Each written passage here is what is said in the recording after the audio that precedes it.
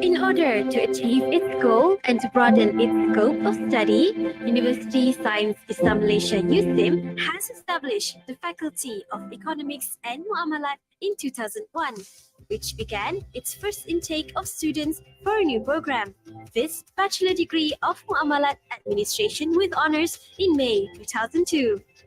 The faculty serves as another platform to produce graduates who are knowledgeable, skilled, and professional in the field of Muamalat administration. Our vision holds the desire to uphold knowledge and produce individuals that have undergone a strong Islamic education who are able to contribute to the society, country, and world at large. Our mission: determined to be a faculty that is preferred and referred to in the fields of Islamic economics and Muamalat through a program of study that meets the needs of the stakeholders and academic output that is relevant to the needs of the community. Currently, we offer 5 degree programs and 7 postgraduate programs, as well as master and PhD programs by research in the field of Islamic Muamalat, Islamic accounting, Islamic marketing, Islamic corporate administration, and Islamic banking and finance. In addition, the faculty is also geared to further develop the spirit of Islam by opening up space for researchers and educators to study, do research, and disseminate knowledge related to Islamic economics and Muamalat. The area of Muamalat administration is one of the areas enjoined in Islam, the time of Rasulullah sallallahu alaihi wasallam. Apart from that, to provide guidance to Muslims in their relationships with fellow human beings, the field of Muamalat also plays a crucial role in arranging and organizing the structure and administration of human management. The progress of a society will be measured not only in terms of its level of faith, but also its endeavors in this world. Today's modern and progressive Islamic societies must not only have a high level of knowledge in terms of monotheism, Tawhid, and Sharia, but also the knowledge of Muamalat for the sake of the well-being of the members of the societies in this world and in the hereafter.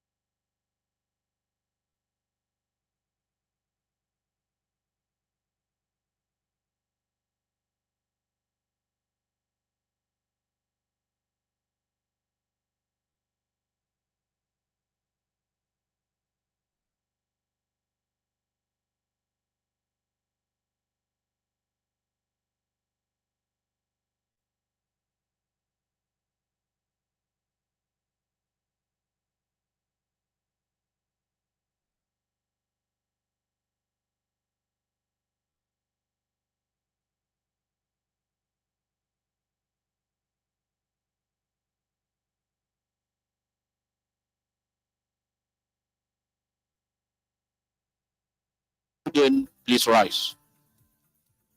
الإعلان عن وصول السيد الفاضل البروفيسور ذاته الأستاذ الدكتور شريف الدين محمد شعراني نائب مستشار جامعة العلوم الإسلامية الماليزية وجميع الشخصيات الهامة، يرجى من حضور القيام.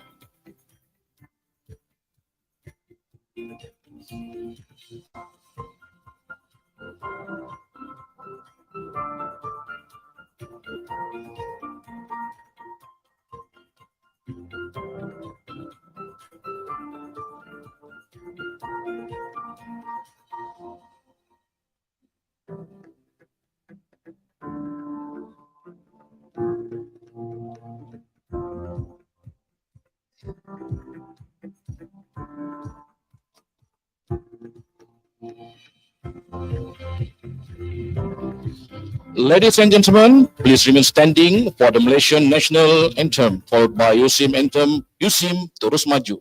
سيداتي وسادتي، من فضلكم يرجى البقاء واقفين لنشيد الوطن الماليزي ونشيد جامعة العلوم الإسلامية الماليزية يوسيم.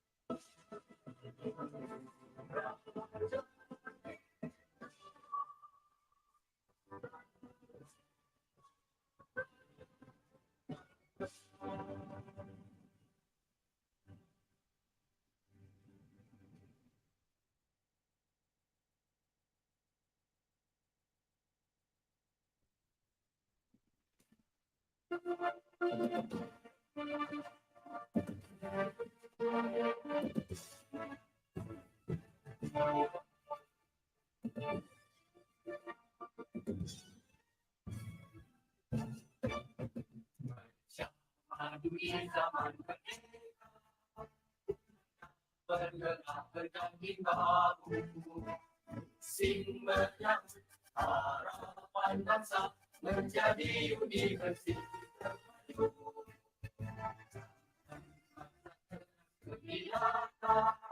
pendidikannya untuk dunia progresif bina insan berdisiplin mengamani dunia.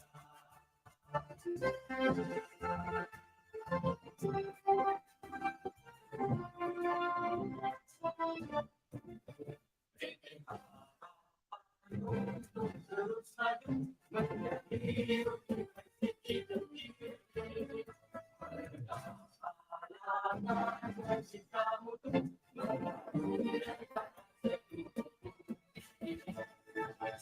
menjadi pada ibunda peduli untuk semua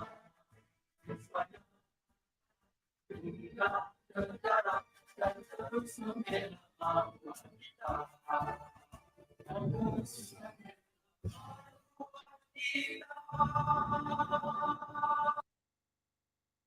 Be seated. حضور الكرام يرجى الجلوس. Bismillahirrahmanirrahim. Assalamualaikum warahmatullahi wabarakatuh, and a very good morning to Yang berbahagia Profesor Datuk Teknologis Dr. Sarifuddin Mat Syarani, Vice Chancellor Universiti Sains Islam Malaysia, Yang berusaha Dr. Adnan Muhammad Yusof, Deputy Vice Chancellor Student Affairs and Alumni Universiti Sains Islam Malaysia, Yang Berusaha Associate Professor Dr. Syahidawati Haji Sazwan, Deputy Dean Academic and International, Faculty of Economics and Muamalat, Universiti Sains Islam Malaysia. Yang Berusaha Professor Dr. Amiruddin, Chairman of Syariah Committee SME Bank. Yang Berusaha Dr. Ahmad Basri Ibrahim, Head of Syariah Management, Perbandaran Nasional Berhad. Yang Berusaha Dr. Idris Mukhtar, Islamic Corporation for the Development of Private Sector, Islamic Development Bank Group. Yang Berusaha Dr. Muhammad Iqmal Hisham Kamaruddin, Director of the 10th International Islamic Economic System Conference, I-iCONS 2023, Management and Senior Officers of Universiti Sains Islam Malaysia. Our main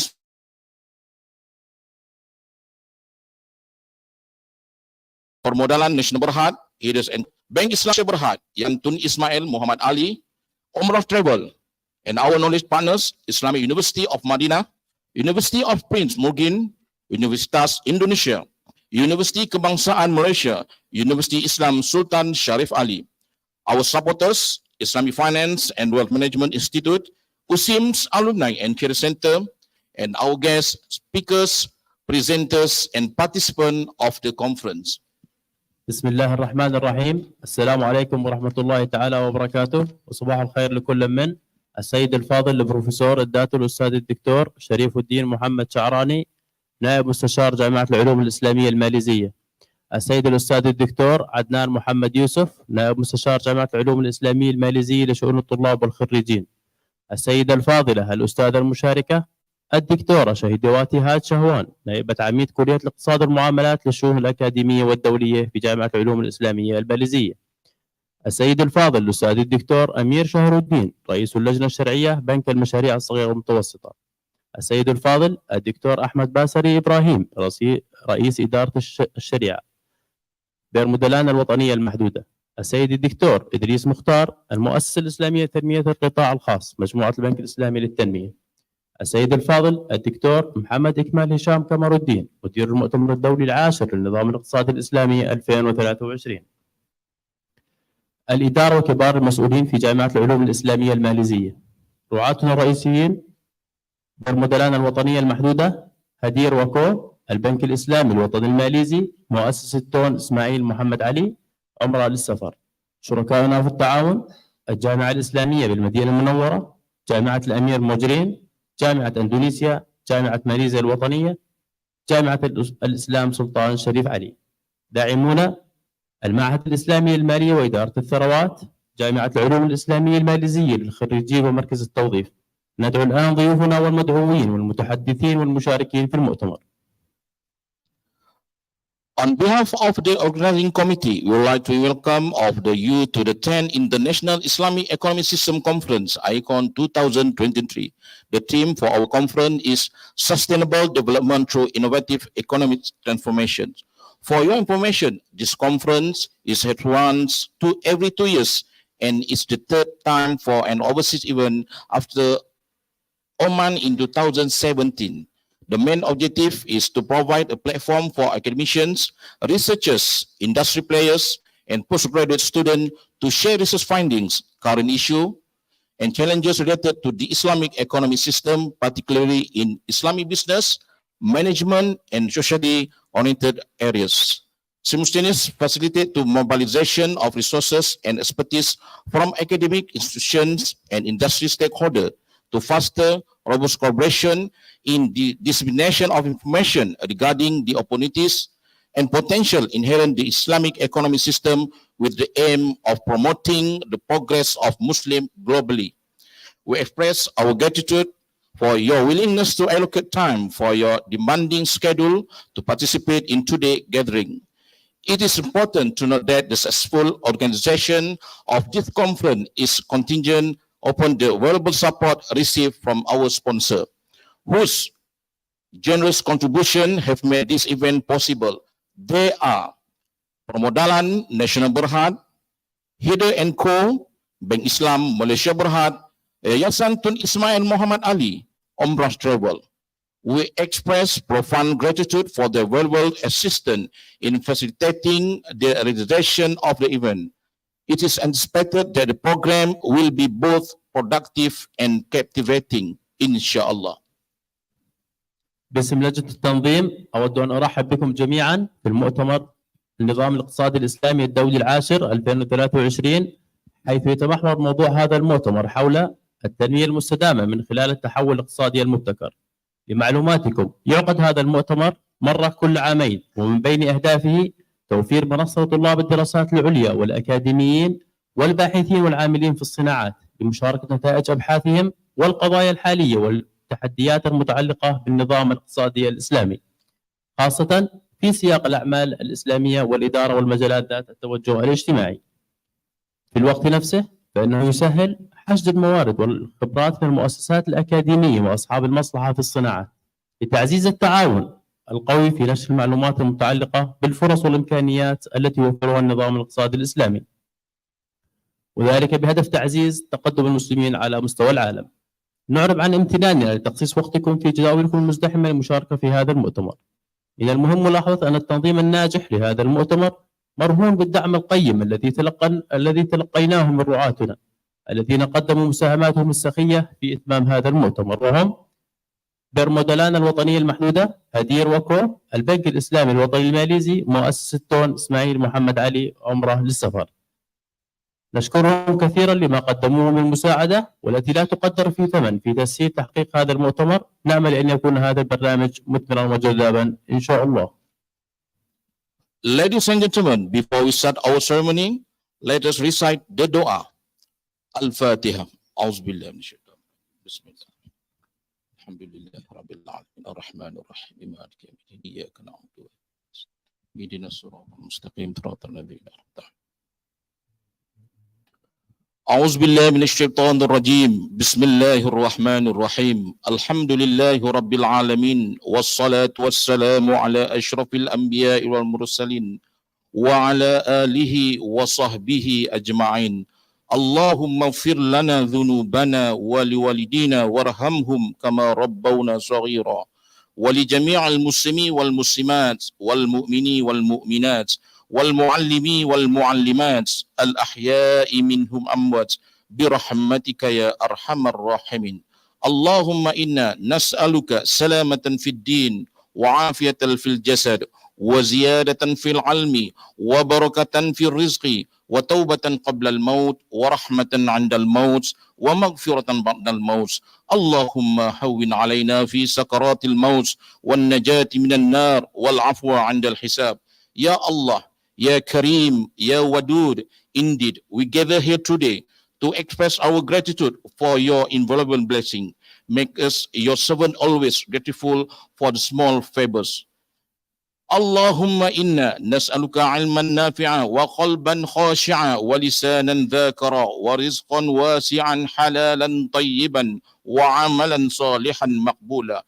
Allahumma inna na'udzu bika minal ilmin la yanfa' wa min qalbin la yakhsha' wa min nafsin la tashba' wa min da'watin la yastajabu laha birahmatika ya arhamar rahimin. Ya Allah, we gather today to express gratitude upon your greatest gift toward us. On this base today, in conjunction with the 10th International Islamic Economic System Conference, I-iCONS 2023, we ask for your guidance and blessing. May this event be filled with knowledge, understanding, and meaningful interaction. Ya Allah, grant us the wisdom to sincerely interact and learn from one another to embrace diverse perspectives. We pray that this conference become a platform for collaboration and growth, fostering positive change in progress in our respective field. We also express gratitude for the opportunity to come together and share our expertise and experiences. Allahumma ja'alna minan najihin wal faidin fi hadzal majlis. Allahumma inna na'udzu bika minal barasi wal jununi wal juzzam wa min sayil asqam. Allahumma inna na'udzu bika min coronavirus. Bismillahilladzi la yadurru ma'a ismihi syai'un fil ardi wala fis sama' wa huwas samiul alim. Ya Allah, ya dzal jalali wal ikram, grant us health of body, sharpness of mind, tranquility of soul, and strength of spirit. With this, may we be able to face challenges, be competitive, and elevate dignity of ourselves, our families, our communities, and our nation. Lastly, we ask for safe travel for those who have journeyed from afar to be here. May we all return to our home with a renewed sense of purpose and dedication. ربنا ربنا ربنا لا تزغ قلوبنا بعد إذ هديتنا وهب لنا من لدنك رحمة إنك أنت الوهاب ربنا آتنا في الدنيا حسنة وفي الآخرة حسنة وقنا عذاب النار وصلى الله على سيدنا محمد وعلى آله وصحبه وسلم والحمد لله رب العالمين. Alhamdulillah. Without further ado, we would like to invite the Deputy Dean, Academy and International Faculty of Economy and Muamalat, Universiti Sains Islam Malaysia, Yang Berusaha, Associate Professor Dr. Shahidawati Haji Shahwan to present her opening speech. Please give her a warm welcome. دون المزيد من الإطالة أود أن أدعو نائبة عميدة كلية الاقتصاد والمعاملات للشؤون الأكاديمية والدولية في جامعة العلوم الإسلامية الماليزية السيدة الأستاذة المشاركة الدكتورة شهيدواتي حاج شهوان لتقديم خطابها الافتتاحي. تفضلي.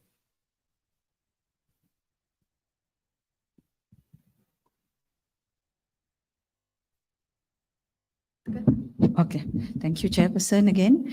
Bismillahirrahmanirrahim.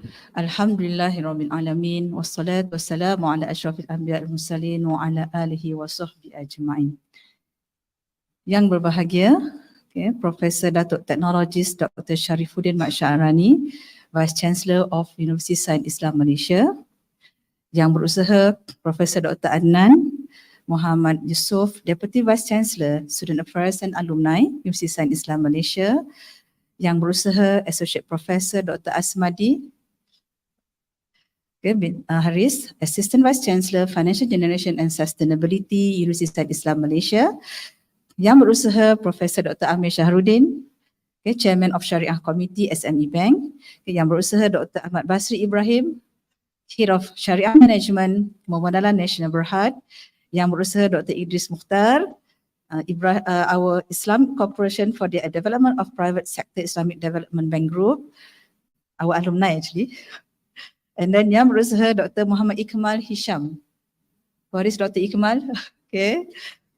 Director of the 10th International Islamic Economic System Conference, I-iECONS2023, Management, Senior Officers of Universiti Sains Islam Malaysia, Professors, Doctors, participants and presenters of I-iECONS 2023. Assalamualaikum warahmatullahi wabarakatuh, and a warm welcome to the 10th International Islamic Economic System Conference organized by the Faculty of Economics and Muamalat, Universiti Sains Islam Malaysia. Alhamdulillah, okay, we gather here today, okay, to mark this milestone event, okay, with immense pleasure and honor. Alhamdulillah. We want to thank our loyal participants. We have here numbers of loyal participants who have been with us throughout the years, contributing their knowledge and expertise to enrich our conference.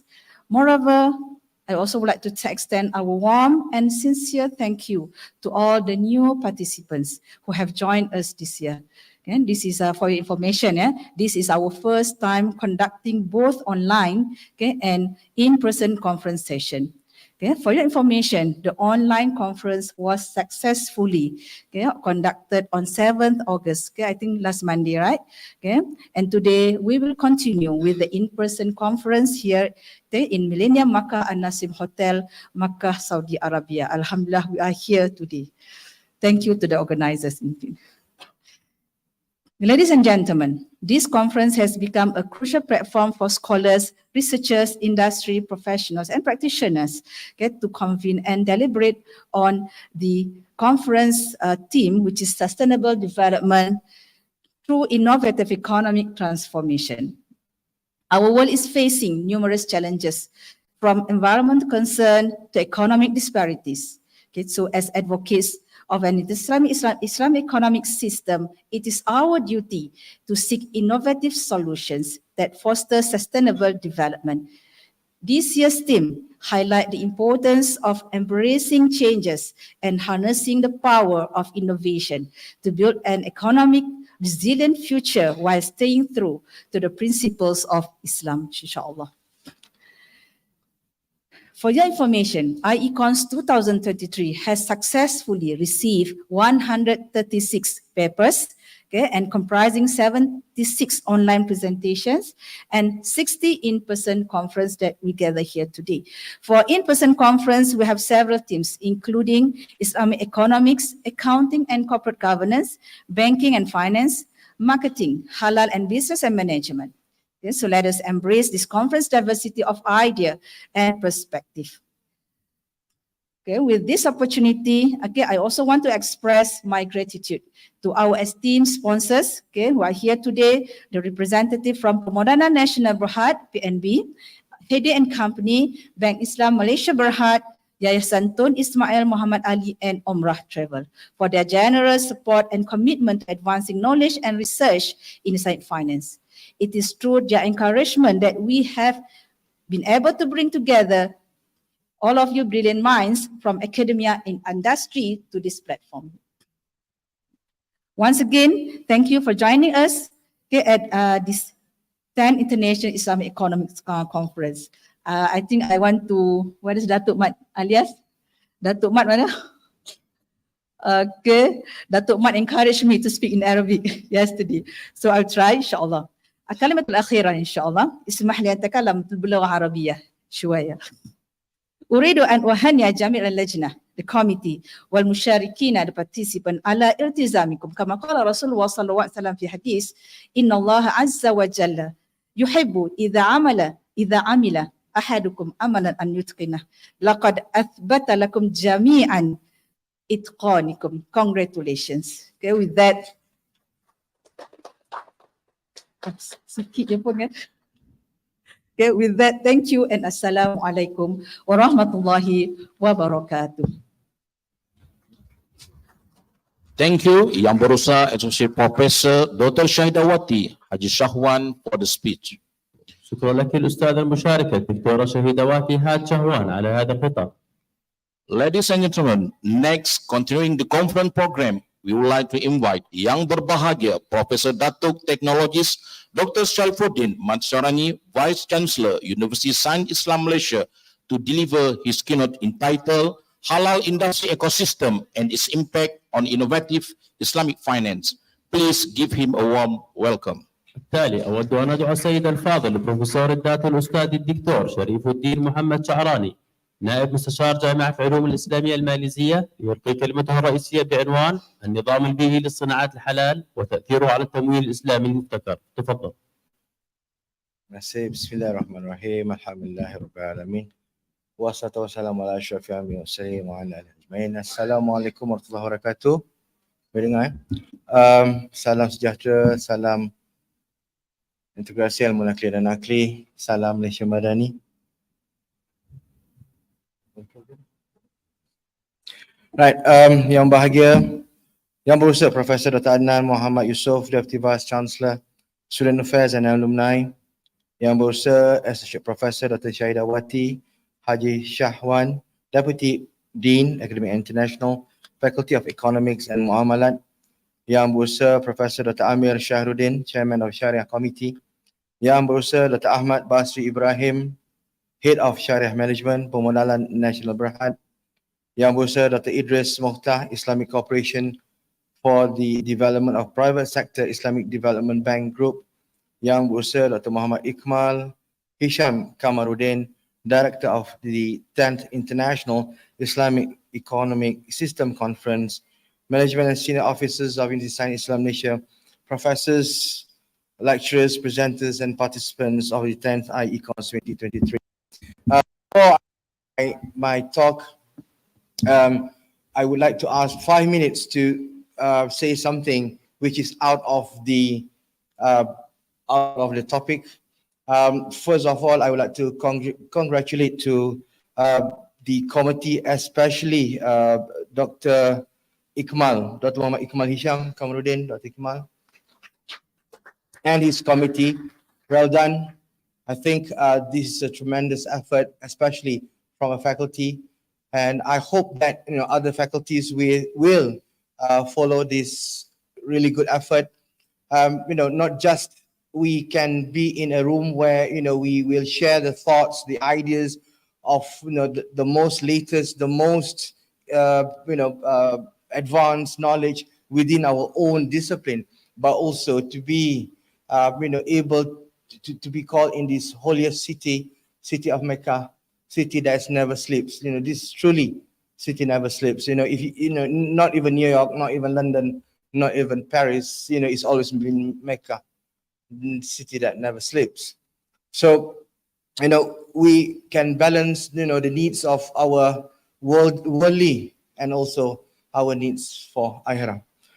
Second thing, basically, I and my team, I have a delegate which consists of Prof. Adnan, Dato' Haizwan, Professor Madya, Dr. Asmadi, Saifullah, and of course, Ustaz Kamarul here in Makkah. We have other meetings that we are attending. Just to share with you what we had yesterday with Darul Da'wah yesterday.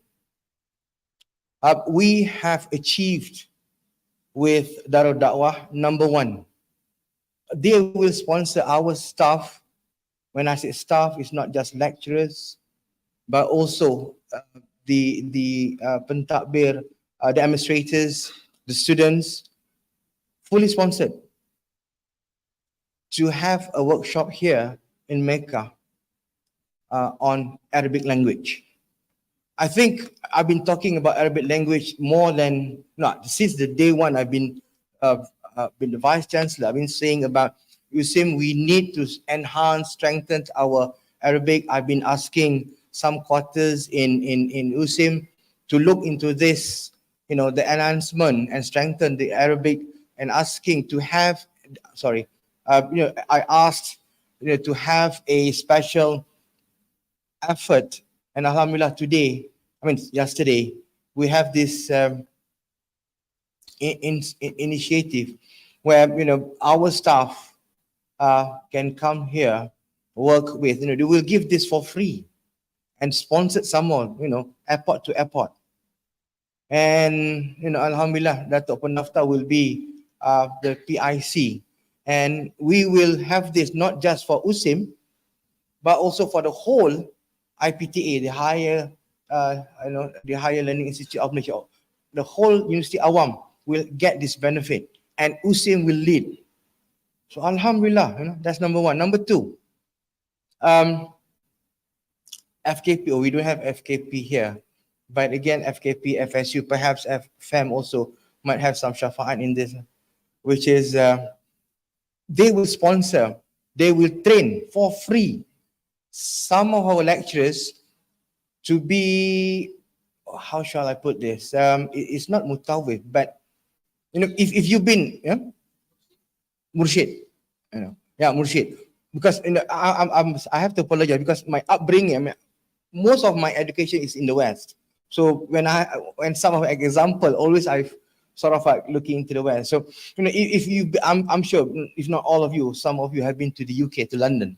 So if you're in London, you will have this person which takes a group of people and say, okay, this house, this is the history, this road is the history. So in Mecca itself, there's a lot of history here.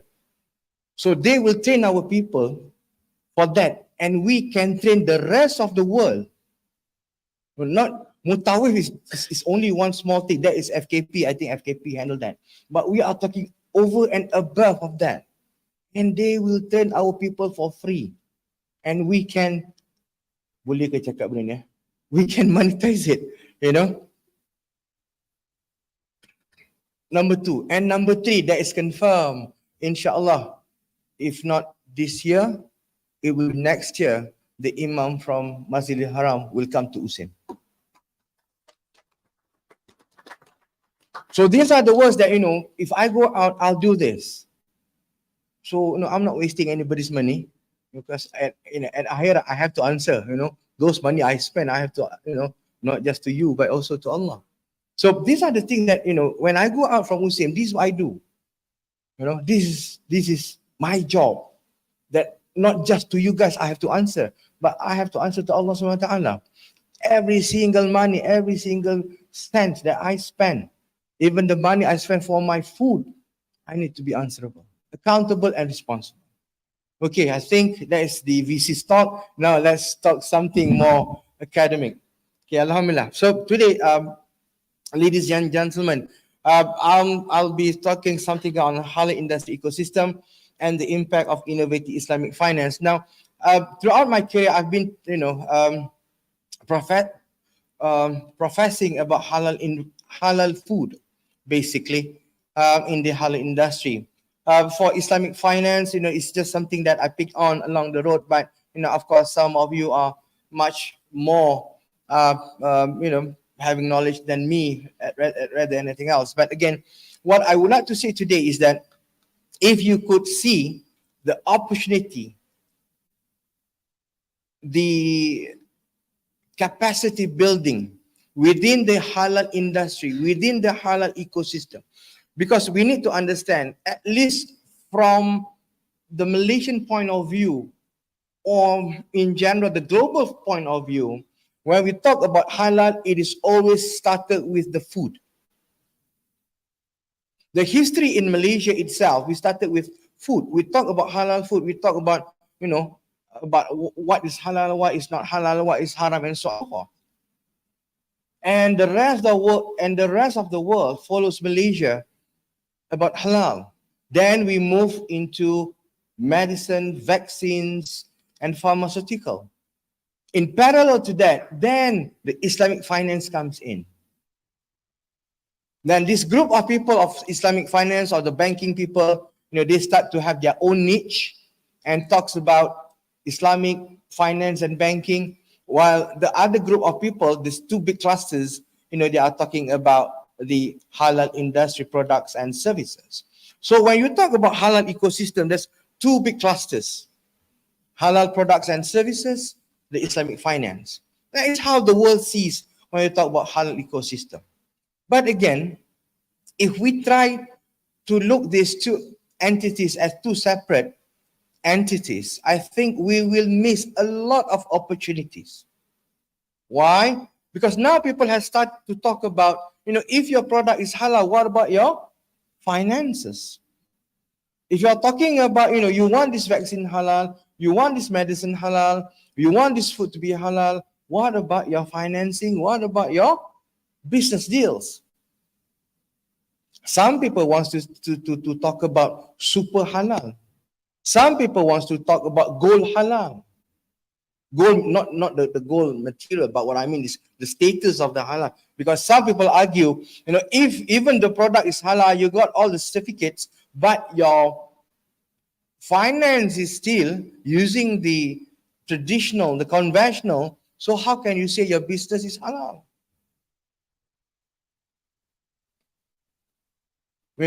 So as I suggest, we should see this as one entity. Then only we as Muslim, we as the key players, let me share. I've been within this field, I think since 2006, 7 until now. One of the sad thing about halal industry is that we, the Muslim, we are not the real creator. We are not the real. I rephrase. We did not get the real benefit of halal industry. We have always been the consumer.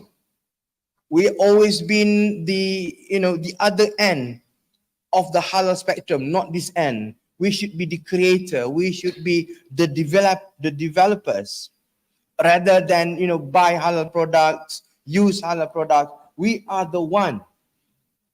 As simple as, if you look into the Malaysia scenario, the percentage of the Muslim business people having halal certification or the halal certificate, not more than 30-40%. So what's that?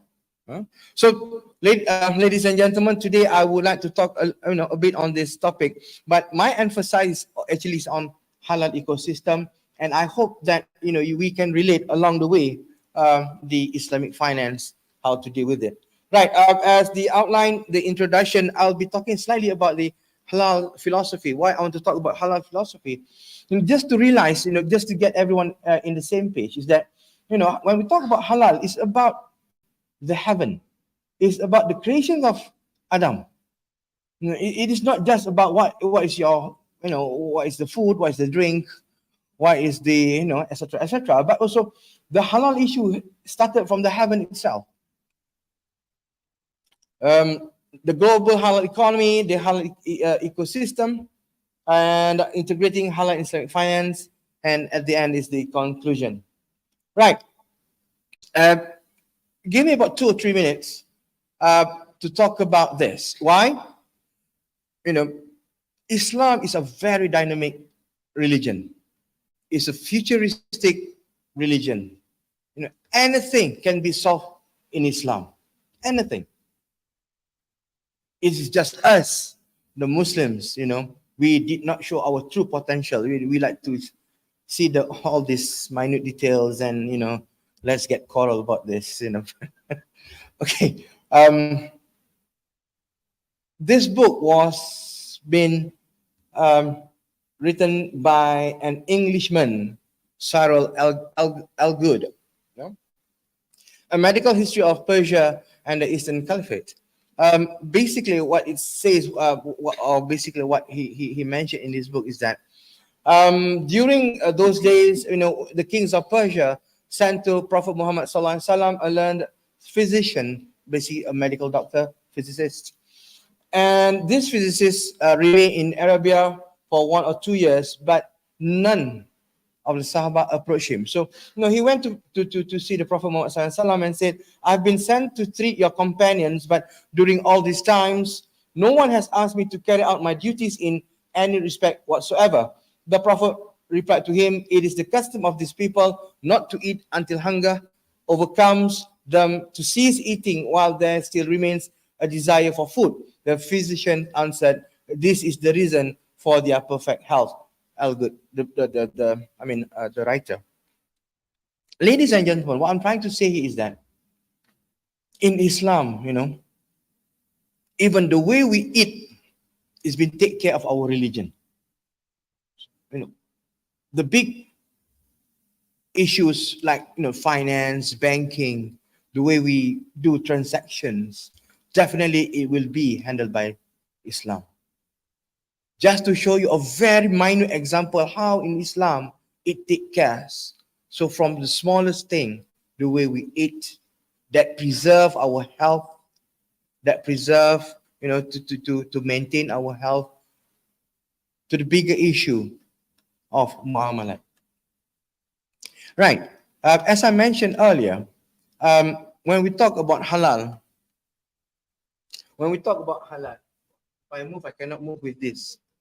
Okay, super, but okay. Right. Then I feel a bit alive. When I'm walking, I feel a bit alive. But if I, behind that, I feel like giving Right, okay. So, ladies and gentlemen, so what I'm trying to say over here is like this. If you look at this surah, Al-Araf 19, this is the evidence, the halal part of it. Although there's no halal and toiban, but again, what I'm trying to put here as a philosophy, as a philosophical question, is that when Allah forbid Adam to eat the fruit, in the tafsir it says a lot. It says about the continuity or whatnot. But again, what I'm trying to say as a philosophical question is that why a fruit, or in a big or in a general term, why a food? Perhaps this is not the platform for us to discuss. But again, just to throw to you a question, perhaps beyond this we can discuss. But again, with this activity, with this ayat, if you look back several ayat before this, the creations of Nabi Adam, the creations of Prophet Adam, what happened? There's a very significant incident where Iblis did not sujud to Adam. And you can read the rest, basically. And because of that, Iblis is no longer part of the whole malaikat community, right? And beyond this ayat, after this, Allah stated how the human being will live in this world. But I don't have the all those times to to mention everything. But I would love if some of you, if not all of you, could read Surah Al-Araf from ayat 6 to 26. You will understand why I come up with this surah. And because of the surah also, Prophet Adam was sent to the world as a document, or basically as an evidence that the first human was Adam and not monkeys, as the Western's theory. Okay, so now, if you go to any halal seminar, conferences, or talks and whatsoever, this these two surah will be as an evidence why we need to eat halal food. But again, what I'm trying to show to you is that why in this surah there's the words of do not follow for the footsteps of shaitan. One. Number two, it is followed by it is clear your enemy. And number three, when it talks about food, it will be the footsteps of shaitan will be there, clear enemy will be there, and shukur, or basically grateful to Allah, it will be there. Those three key points, the three key words, please relate to the ayat before this, Al-Araf 19, especially Surah Al-Araf from 6 until 26. You'll be, it's just mind blowing why we need to eat halal food. It is not just, slaughter. It is not just no pork, no lard, no alcohol, but it's the divine. But between the iman and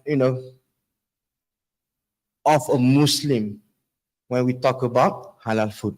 But again, if you want to know that, invite me for the halal, a proper halal talk, and then I can give you, because today, it's a bit more on the industry itself. Oh yeah, one more thing about haram food. Clearly in the Al-Ma'idah, it lists several dead animals' blood, flesh of swine, and that which has been dedicated to other than Allah, and so on.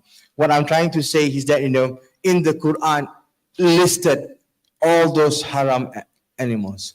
Now, perhaps you might say, what is this anything to do with Islamic finance? What it has to do with, Muamalat and so on. Basically, as I said, if we understand the fundamentals of halal and haram, if we understand the philosophy of halal and haram, then each and every step, each and every activities that we do, we are aware that it must be halal and haram, because it is a heavenly issues. Okay, ladies and gentlemen, most of you, I would assume that the Muslim population in the year 2012 is approximately about 1.8 billion, and 2030 it is estimated 2.2 billion, which is 26% of the world population, and by the 2050 the Muslim population 2.6 billion, which is 30% of the world population. So what is this? Basically, what does this tell us? What it tells us is that we need more halal products, we need more halal services, and the demand for Islamic finance, the demand for Islamic banking will get higher. Just to share with you, May this year, I was in Kazan in Russia, in the Republic of Tatarstan. To my surprise, one of their biggest banking is experimenting with Islamic finance. Russia is experimenting with Islamic finance. That's a mind-blowing. Although they are not perfect yet, there's a lot of things they need to develop, but the thought of why they are going for Islamic finance, it should be, a wake-up call to all of us. And inshallah, we will sign, USIM will sign MOU with the Kazan Republic University for Islamic finance. And some of you, I've been saying, some of you, USIM, I will fly them to Kazan to teach Islamic finance there. Okay, ladies and gentlemen, when we talk about halal economy, these are the 7. If we divide this, as I mentioned earlier, if we divide the 2 clusters, Islamic finance as one, and the halal food or halal product and services as another cluster, we would have this scenario. So when we talk about global Islamic economy, it is about faith-based value. The Islamic economy, it is always based on the Islam value, the Islamic value. For instance, halal food. We know that for halal food, the market is 1.3 billion US dollars. This is not ringgit, this is US dollars. And for the Islamic finance itself, 2.4 billion US dollars. This is before COVID, 2019 value. Of course, after this, I will have some numbers after COVID, but at least before COVID, these are the numbers. These are the numbers. Modest fashion, 270 billion. Halal media, halal travel, pharmaceutical, cosmetics. So these are the industry that is thriving, that needs your input, that needs your expertise to help them, to finance them, how to go about. Because none of this could be materialized without a proper funding. As I mentioned, if a person wants to start a halal restaurant, they need some money. So where do they go? Where do they get from? If it's from Malaysia point of view, we have an Islamic banking, we have an Islamic instrument, they can go for it. But again, if we are in a minority, if the Muslim is a minority in a certain country, how is going to be addressed? This needs all of you in this room, your input. So, COVID-19, we all know the impact, we all know the negativity. And tourism and Islamic finance was worst hit. This is tourism and this is Islamic finance. Food and pharmaceutical was the least. Food and pharmaceutical was the least. In fact, food was quite happy when COVID-19 happened because a lot of growth, a lot of sales will be done during the COVID. But again, ladies and gentlemen, if you can see, the traveling itself hits hard and also the Islamic finance hits hard. All right, halal ecosystem. Ladies and gentlemen, I hope you can see this diagram. But again, in this first rectangular, if I can call it, so for many, Islam is a way of life. We would always say, Islam is a way of life. Islam is a way of life. How we eat, how we drink, how we walk, how we, even how we go to the toilet. It is always be addressed by Islam. So it is always that the way that Islam focuses is a universal appealing. I just take one example. In Islam, we talk about dietary law and health. And if we break into economic sectors, it is basically food and services. But again, if we talk about universal appeal, it is mentioned about wholesome food. Ladies and gentlemen, when we talk about wholesome food, it's basically not just it is halal, but again, the nutrient-wise, the safety, the hygiene, that is all addressed in halal and tayyiban.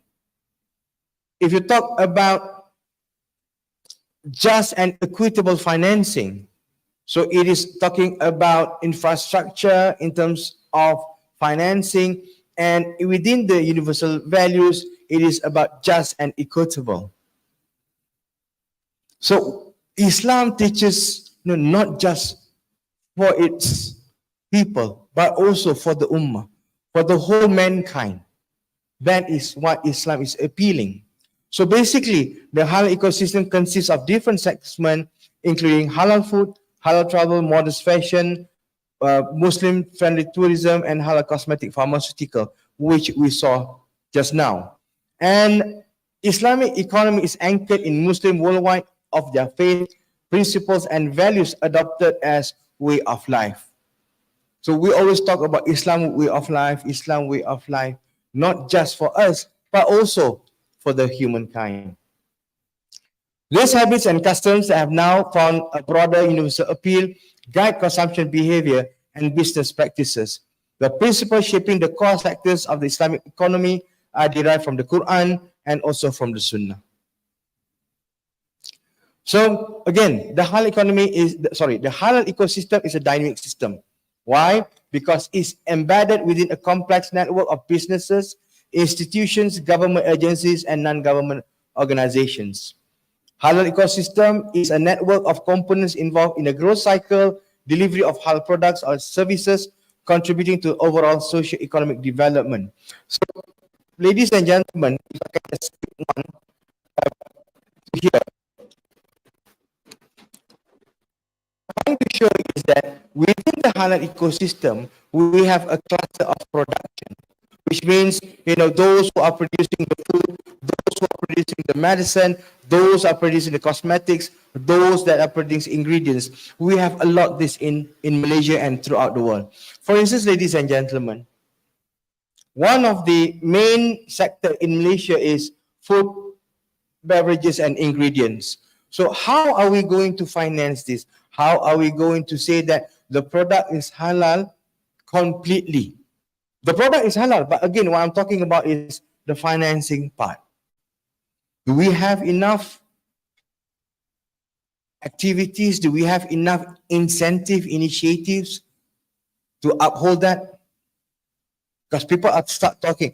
Perhaps within the majority Muslims country, it is doable or quite easy to do. But what about those countries where Muslims are minority? How us can help that? This issue, we must ask ourselves, how can we help those Muslims that lives in a country where they are minority? How we can help them? In terms of services, logistics, banking and takaful, healthcare and tourism. Infrastructure, industrial parks. Well, at one time, in Malaysia, we have this halal parks, halal hubs, and people are, people sort of like confused what is halal parks, what is halal hub. But again, at the back of those halal parks and hubs, we need a strong Islamic finance and banking. Without those, all this will collapse. Because at the end of the day, if we don't have that Islamic finance instrument, although, as I mentioned earlier, although we can produce halal products, janganlah marah. Gurau je. We cannot build halal parks and halal hubs. Because we need the money, we need the finance from the conventional way. And that is something which is, we must avoid. One of the main issue in halal industry is traceability system. Then, people are looking into big data and whatnot. Standard certification, Malaysia is way in front of this, but again, some other countries are, moving in very, very closely. Government support, we are, for so long, Malaysia was the only country in the world that the halal certificate given by the government. But now there are Brunei, but Indonesia is also there and some other countries. So we have people, we have bodies like MITI, of course, HGC and standards. Human capital. Now, ladies and gentlemen, this is where you are, where we need your expertise to come, to produce people with halal knowledge, halal executive and auditors, and we need to build the syllabus, universities and colleges. I do understand at FAM we have one master's in masters in Muamalat, which is in halal. So I hope that will be more programs, academic programs that we can achieve. So coming back to the Malaysian halal ecosystem. So basically, as I mentioned earlier, we have JAKIM, which deals the issue with halal certification, administration, and Sharia.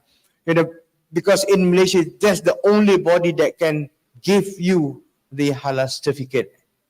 But again, in other countries where what we call HCBs, halal certification bodies, they can be also, award for this certification. And in Malaysia, we have the Standards Malaysia, the agency under MOSTI, which develop halal standards, acts and nation education body. And we are proud to say that we have people here which the Malaysian standard calls to represent Malaysia at OIC to develop halal standards. Of course, we have HDC, which focuses in developing, promoting and internalization of country's halal industry. Right, we have another NGO called Malaysia Halal Council, which also includes the Ministry of Health, Agriculture, agro-based industry, and so on and so forth, just to see and focus on halal development. Right. Ladies and gentlemen, I spent quite a lengthy time to give an understanding about the halal industry. Why? Just to give you a very basic understanding about what is halal industry is all about. Because the components in halal industry, there's a lot of components, but again, we can cluster them into 6 components. And these 6 components, ladies and gentlemen, needs your help on the business side. Not just, they are looking into halal products and services, but how all of you in this room can help them. I hope that beyond this conference, you can come out with a solution how to help these people. If I talk about Malaysia, a lot of companies in Malaysia involved in the halal industry are SMEs, small medium entrepreneurs. When you talk about small medium entrepreneurs, one of the lacking part is expertise and also knowledge. This is where you all, the intellectuals of Malaysia and for your own country can comes in. Your idea, your suggestion, your mind would change this. As for instance, in food, one of the main challenges is the labeling, the packaging. So we need people from perhaps the arts and design to help them. We need people from the marketing to help them to market their product. We need people from the accounting to help their accounting to manage their, their financial books. Don't look into the business as the business, but how can you help, how to promote their product, the marketing side of halal product, how can you help them? We are talking about SMEs. At least I have some knowledge about SMEs in Malaysia. They need experts, they need help. The packaging side, that is why, when we look at those packaging, now perhaps it's getting better. But again, there's always room for improvement. Tourism. Before COVID, Malaysia was thriving with tourism because, Muslims find Malaysia is, one of the best country in the world. People are very friendly, very warm. Food is, not to say all of halal, but majority food are halal. That's quite, quite true in some sense. But again, when COVID hits, then everything crumbles. But now we can see we are picking it up. But how are all of you can help this? How? Marketing, promotion, pricing, business deals. They need that kind of help. Cosmetics. Now, as at least from the IPTA point of view, we can see there's a lot of women in universities. A lot. I think it's about 60 to 65% of the students are women. And, this creates a lot of womanly products. If we talk about your hijab, if you see within this room, how many styles of hijabs can we see? The colors, how many colors, flowery, I don't know what's the term for it. For me, if it's red, then it's red. But if I ask a woman, no, they have like hundreds of reds. Only women can tell about the colors, can Shaida? For me, if it's red, it's red. It cannot be reddish or less red and whatsoever.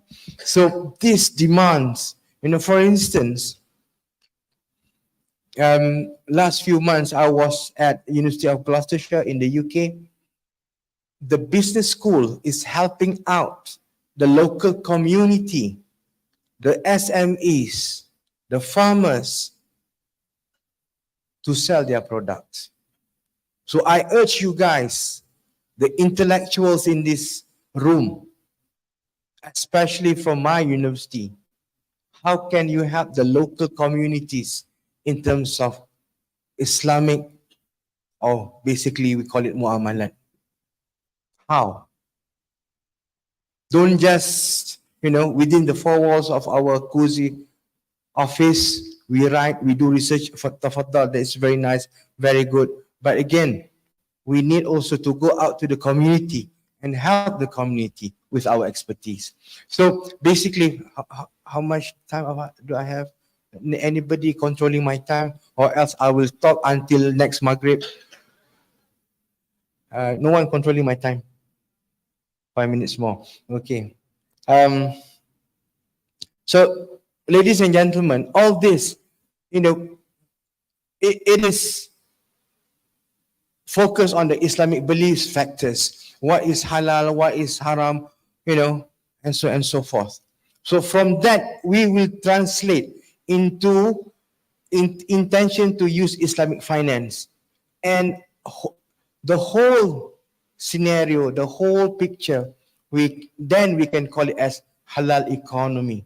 Yeah. So we have a lot of experts here. We have a lot of experts over here.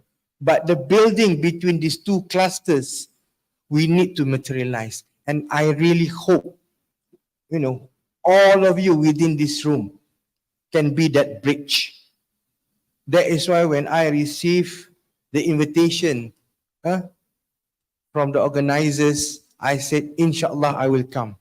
When you give me this topic, I said, Alhamdulillah, this is something I need to come and I need to talk. Because for so long, I've been talking about this and I see something about this, but I don't see the bridge. I don't see the bridge. Me, myself, and I. You yourself and you yourself and you lah, man. We need to call ourselves as a team. Don't work in silos. We need to bridge this. And I do understand, like for instance, like Prof. Amir, he is a Sharia advisory, and a lot of you in this room are also Sharia advisory. How you guys can play this bridge? We need to think beyond the duties that we are having in daily. I do understand, you need to see the Sharia compliance in the financial institution, but how this bridge can be built? For instance, like, how CIMB, Maybank, or whatever it is, can help the SMEs in terms of producing halal products. Maybe you have some incentives. I know there are some incentives, but it's not enough. It's not enough. That is from Malaysian point of view. What about from other countries? What about starting with, regional experiments?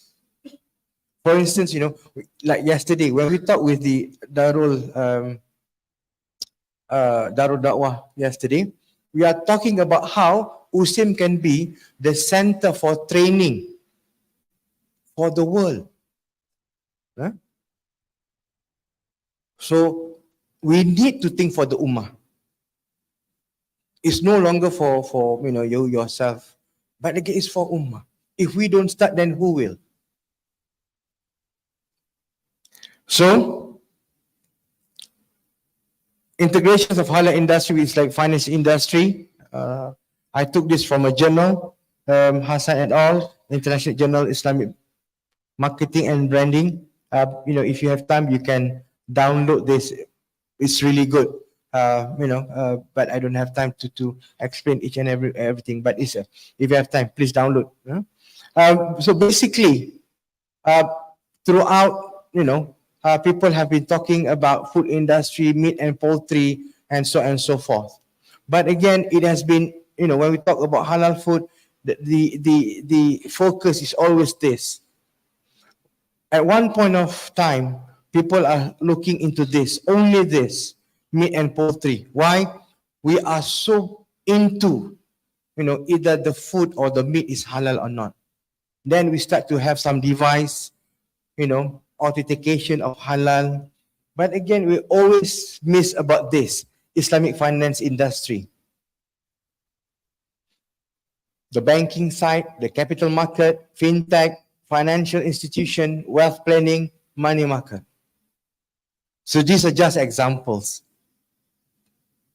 And I'm sure that all of you have knowledge to help the halal industry itself. All right, I think this is my last slide. No, my third last slide. My third last slide. Okay, challenges to halal ecosystem.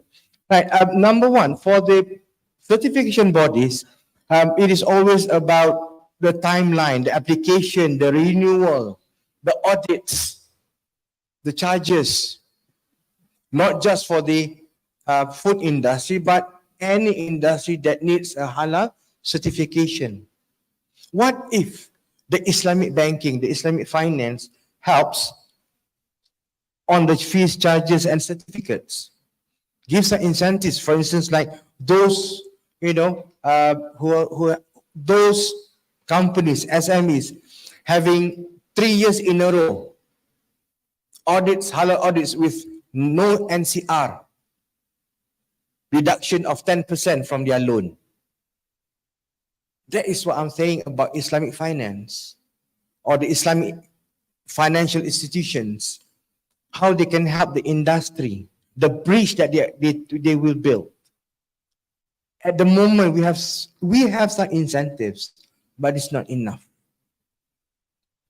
Halal industry, human resource, experts. There is a shortage in terms of Sharia panel.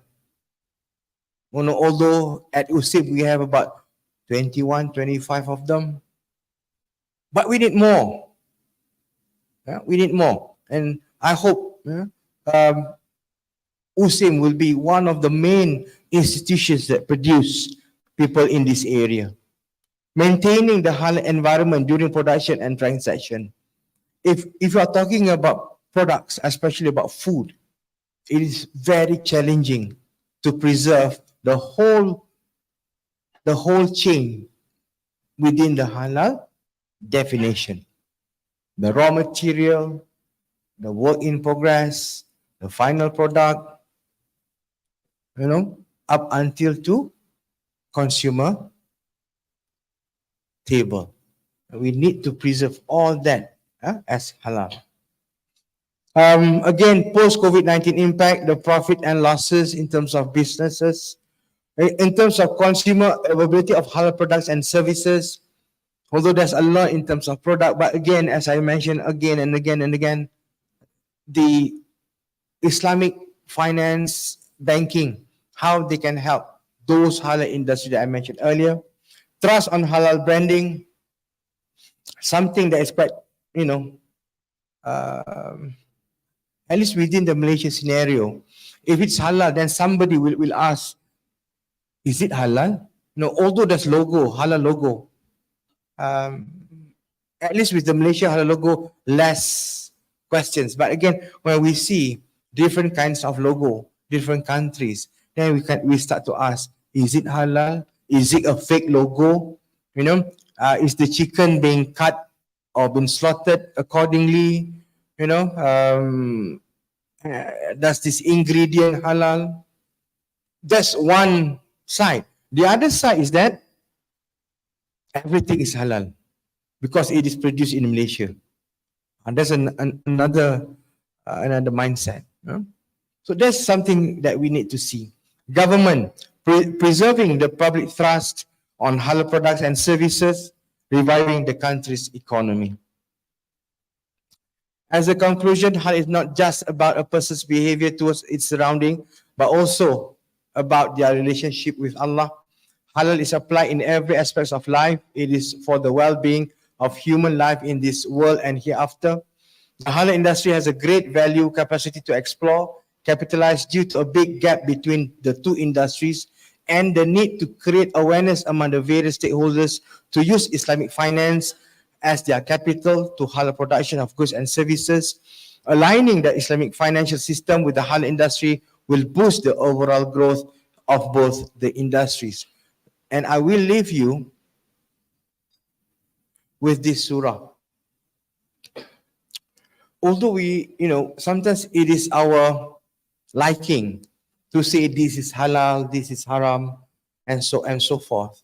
At least within the Malaysian scenario, for many times, I've seen people just like to say this is halal, this is haram, especially with the social media, where something is being passed in the WhatsApp group or Facebook, it been just forward without any checking or without any referring. And once it gets to what you call now, the word netizen, is it? You call it netizen? I'm an old school. Sometimes I do not know this terminology. Netizen, is it? Okay. When it comes to the netizen part, especially within the Malaysia scenario, everyone wants to give their opinion, if it's something to do with halal. So 33 million people will become muftis, will become ustad and ustazah, will give their views. But again, as mentioned is the surah, do not say what your tongues describe falsely. This is lawful and that is unlawful, so that you may forge the lie upon Allah. Surely those who forge a lie upon Allah do not prosper. What it means is that, ladies and gentlemen, although we are within this industry where we need to understand the hukum, or what do you call that, the baseline, is it halal or not? But again, please don't overdo it. Don't just because of certain gains, certain advantages, things which is halal, we call it haram. Things that is haram, we call it halal, because Allah has remind us in so many ayat, and one of the ayat is this, that only Allah can say it is halal or non-halal. With that, thank you very much. Assalamualaikum warahmatullahi wabarakatuh. Waalaikumsalam warahmatullahi taala wabarakatuh. Thank you Yang Berbahagia Profesor Datuk Teknologis Dr. Saifuddin Matsarani for the speech. We appreciate that Yang Berbahagia Datuk will remain on the stage for the next event. Accompanied by Yang Berusaha Associate Professor Dr. Syaidawati Haji Syazwan, officiate I-iCONS 2023. شكرا للبروفيسور الدكتور الأستاذ الدكتور شريف الدين محمد شعراني على الكلمة. نأمل أن يبقى السيد الفاضل الداتو على المسرح بمرافقة الأستاذة المشاركة الدكتورة شهيدواتي حاج شهوان لرئاسة المؤتمر الدولي العاشر للنظام الاقتصادي الإسلامي 2023. تفضل. I can request Yang Berbahagia Professor Dato Teknologi Dr. Saifuddin Masrani place your hand on the iPad provided, signifying the official inauguration of our event today. أطلب بلطف من السيد الفاضل بروفيسور الدكتور الأستاذ الدكتور شريف الدين محمد شعراني أن يضع يده على الآيباد المقدم مما يدل على الافتتاح الرسمي لهذا المؤتمر.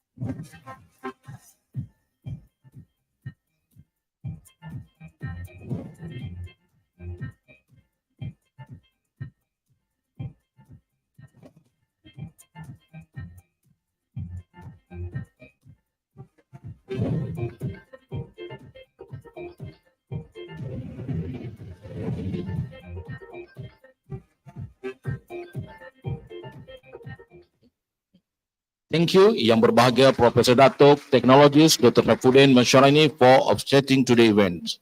شكرا لصاحب السماحة البروفيسور الدكتور الدكتور شريف الدين محمد شعراني لرئاسة المؤتمر اليوم.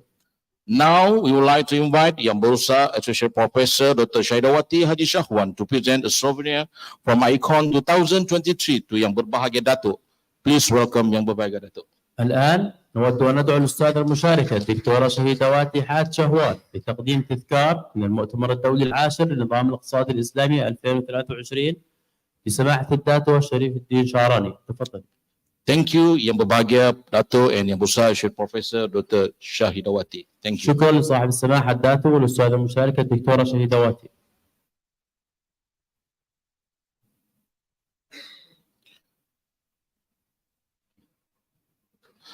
Our next agenda is the second keynote address. We would like to invite Yang Berusaha Professor Dr. Amir Shahruddin, Chairman of Sharia Committee SME Bank, to deliver his keynote entitled Sustainable Development Through Innovative Economic Transformation. Please give him a warm welcome. جدول أعمالنا التالي هو العنوان الرئيسي الثاني. نود أن ندعو السيد الفاضل الأستاذ الدكتور أمير شهر الدين رئيس اللجنة الشرعية بنك المشاريع الصغيرة والمتوسطة ليلقي كلمته الرئيسية بعنوان التنمية المستدامة من خلال التحول الاقتصادي المبتكر. تفضل. بسم الله الرحمن الرحيم. Assalamualaikum warahmatullahi wabarakatuh. And very good morning. First of all, I would like to thank the organizer for inviting me. And also we have very big delegates from Malaysia, and also we have some from Indonesia, and some of us from Palestine come all the way, and also we have a dean from Yemen. So thank you very much for attending this 10 series of I-iCONS, Islamic Economic Conference 2023. I think this is a very historic event and program for the faculty because we managed to gather in our holy city, Mecca.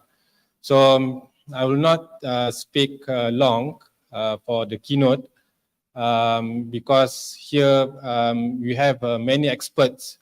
We have a few prominent professors, Prof. Shamsi from INSEAF, Prof. Aini, the Dean from UKM, and also a few others. I cannot name all of you.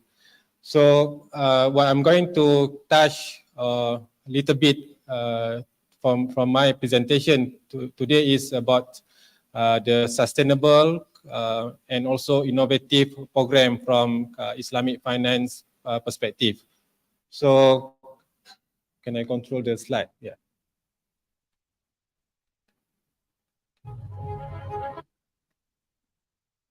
Okay, Norman can control the slide.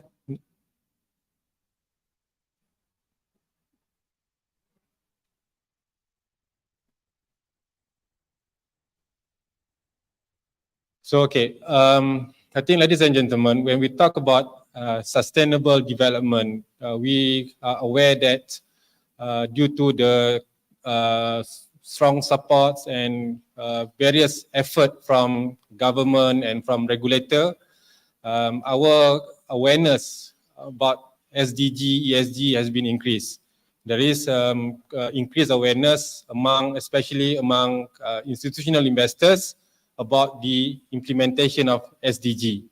And especially from the Western world, the companies, they are all monitored heavily by the regulators, and including in Malaysia also, our Bank Negara, the central bank, and also our Securities Commission, they put a lot of requirement for the companies to comply with new trends of investment.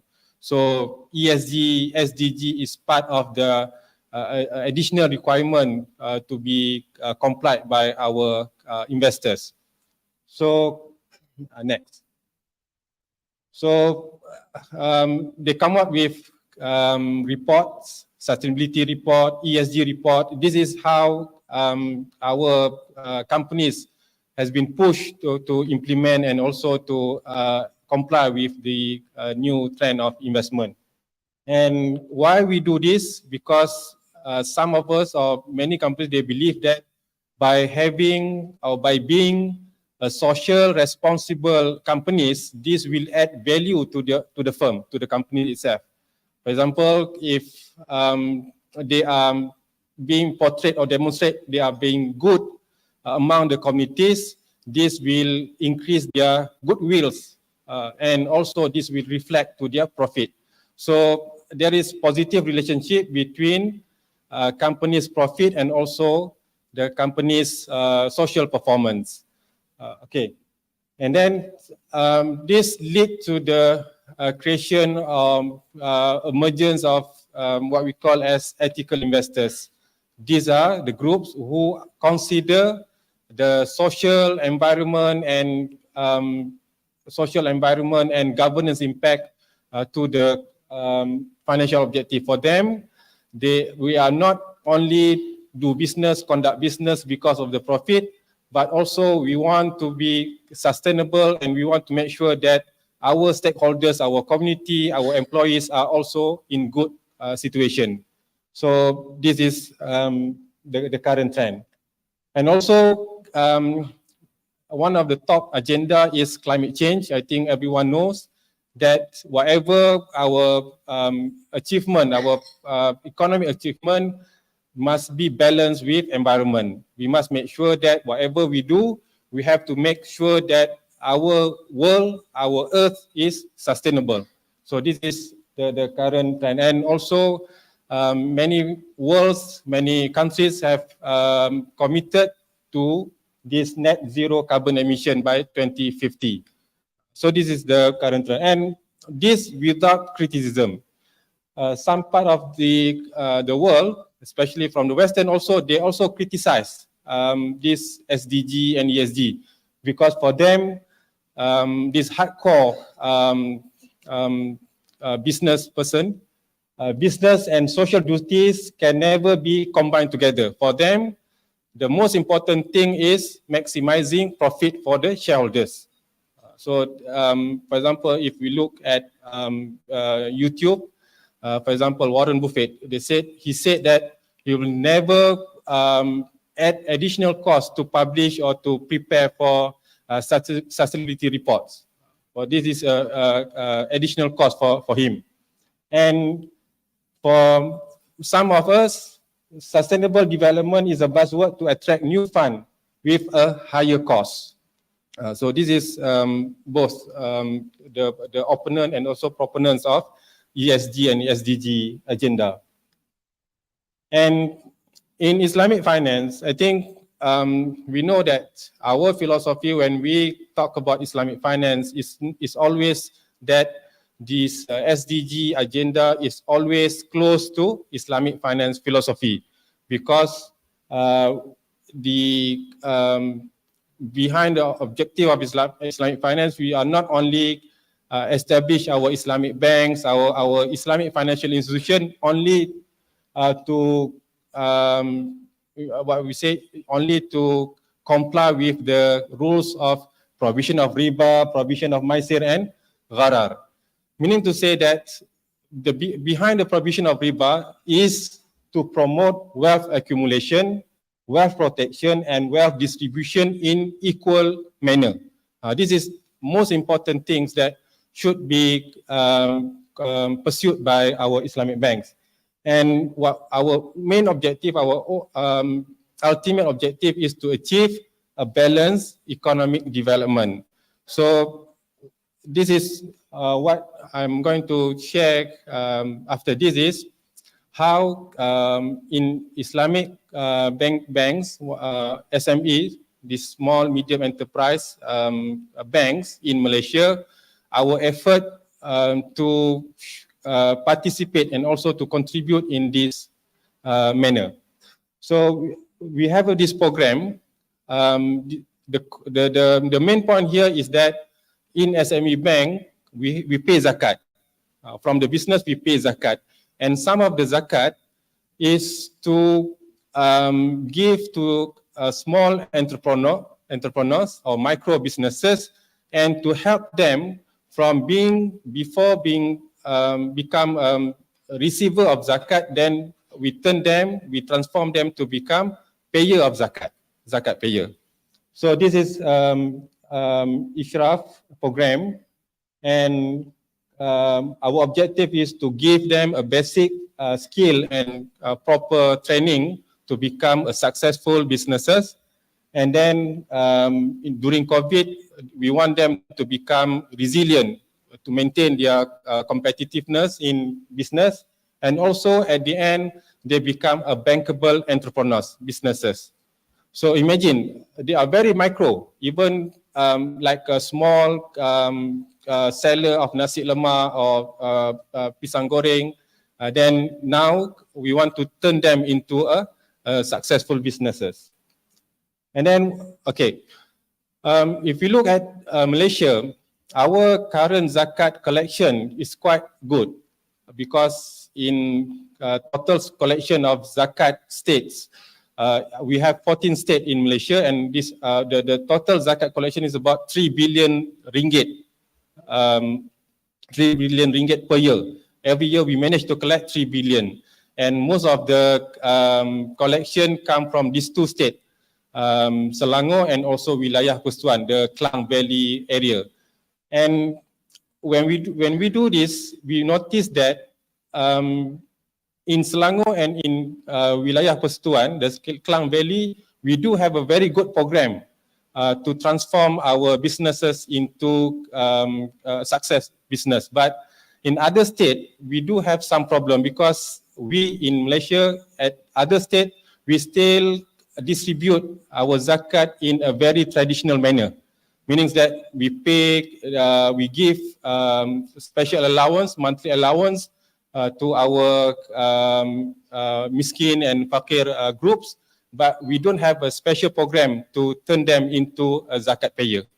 But in Selangor, alhamdulillah, we do have this. So what we do as SME banks, we do have classroom training and coaching before we give the zakat recipient seed fund to increase their productivity and also business. Okay, so this is our what I say is our pilot.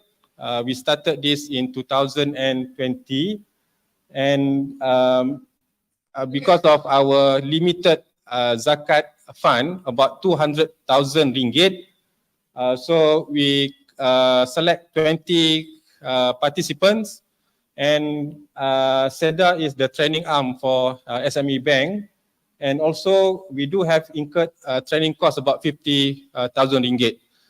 When we conduct this program, we notice that one of the reason of failure of the other program is that they just give seed fund to the entrepreneur without training. So actually training is very important to make sure that when they receive our money, they can utilize the money for the benefits of their business. So from this record, the participant total sales increased to 1,003,050 ringgit. And to make sure that this program is successful, we have a selection of participant criteria where they are all categorized as asnaf, and also they are fit into operate the business. One of the main challenge when we conduct this program is that to transform fakir into not fakir groups, the main challenge is to change their attitude. Because all of these participants, they receive monthly allowance from Zakat authority. So when we give the option to them, whether you want monthly allowance or we give you a seed fund to start a business or to increase your production in your business, most of them, they will prefer to receive monthly allowance because their mindset is just to remain with the same the status. So at least they have 1 year of doing business, and then they operate business in full time. This is the criteria when we select them, and with the assistance from the Selangor Zakat Authority, so we managed to get these 20 participants with the criteria. So I just want to share with you, this is our KPI when we set to them. We divide our KPI into quantitative and qualitative. Quantitative refer to we monitor their sales and also their profit. And in terms of qualitative, how much they have created a new job for the community, and also the technology they use, and also the enhancements of their new market and new products. So we monitor them regularly. And this is some examples of successful participants. Alhamdulillah, for the first pilot project, these 20 participants successful conduct this program for 1 year program. And for example, one business, car wash business, from annual sales of about 23,000 ringgit, this Encik Ahmad has managed to increase the sales about 70,000 ringgit. And also recruited 3 new employees. And also Puan Nurjana, she has a healthcare product. Annual sales before is about 25,000, increased to 37,000. Maybe it's not too significant, but at least with the proper training, I think she can go further. And she improved in terms of financial management, product packaging, and marketing. And okay, I think the most successful is Panur Lelawati, bakery business, where before she joined this program, the annual sales about 84,000 ringgit per year, and she managed to increase about 172,000 ringgit. And she has been appointed as a bakery coach and frequently conducted one-on-one bakery class to new bakery entrepreneurs. And lastly is Puan Rose Madinah, is a confinement products. From only 8,000 ringgit, the annual sales is 8,000, meaning less than 1,000 per month. And then the sales jumped to 37,000 ringgit. So this is one of the successful stories. So I want to conclude my presentation today is that first, in terms of Islamic banks and Islamic finance, we do have a big role to help our Zakat authority, especially in Malaysia, because our Zakat authority are managed or are under the state religious council. So this, I think, we have a lot of researchers Prof. Shamsir also have a paper on zakat. Prof. Wan Sulaiman also touched on zakat. I think after this we can discuss further because we need people, we need ideas how to help our zakat authorities to distribute zakat in more efficient manner. With that, I conclude my presentation. Assalamualaikum warahmatullahi wabarakatuh. Thank you, Yang Berusaha Professor Dr. Amir Shahruddin for the speech. شكرا لك الأستاذ الدكتور أمير شهر الدين على هذا الخطاب. Next, we would like to invite Yang Berusaha Associate Professor Dr. Shaidawati Hadi Shahwan once again to present a souvenir from I-iCONS 2023 to Yang Berusaha Professor Dr. Amir Shahruddin. Please welcome Yang Berusaha Prof. بالتالي نود أن ندعو الأستاذ المشاركة الدكتورة شهيدواتي حاج شهوان مرة أخرى لتقديم تذكار من المؤتمر الدولي العاشر للنظام الاقتصادي الإسلامي 2023. الأستاذ الدكتور أمير شهر الدين تفضل. Thank you, Yang Berusaha Prof. Amir and Associate Professor Dr. Shaidawati. شكرا لكم الأستاذ الأفاضل البروفيسور والأستاذ المشاركة الدكتورة شهيدواتي.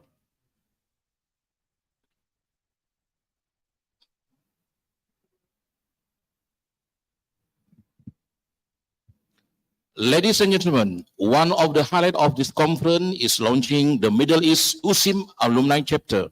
Before the launching ceremony, let us watch the montage video prepared by the USIM Alumni and Career Center.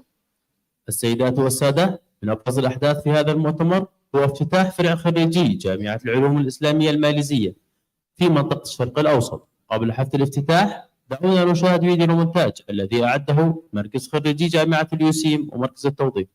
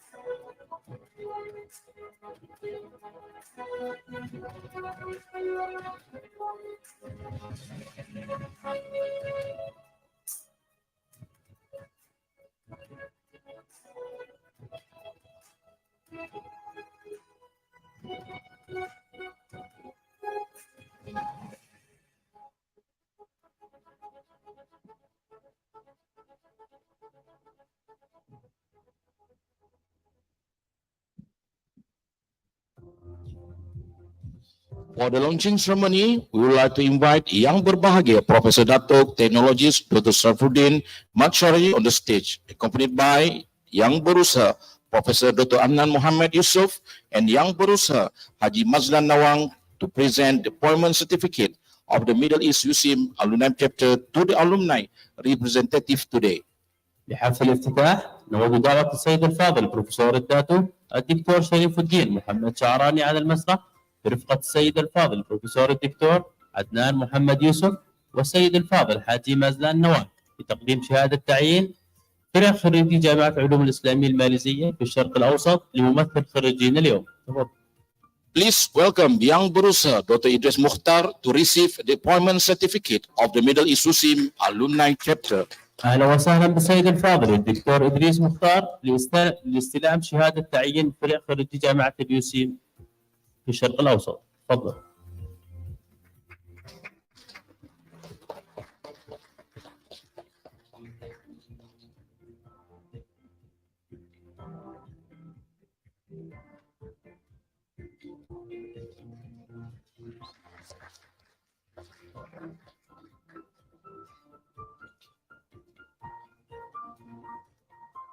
Thank you, Yang Berbahagia Professor Dato Teknologis Dr. Sarfuddin Matsyari for presenting the appointment certificates.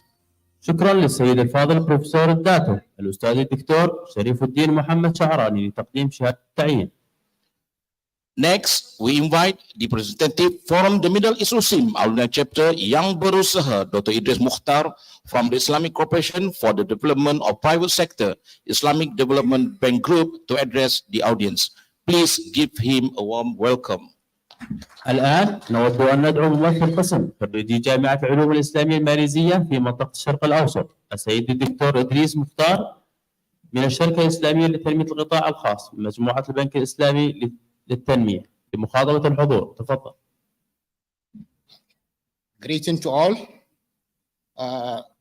respected Vice Chancellor, Deputy Vice Chancellor, Assistant Vice Chancellor, Deputy Dean, Faculty of Economic and Muamalat, Chairman, Sharia Committee, SMB Bank, my respected Supervisor, Professor Fauzias, other management and senior officers in the University.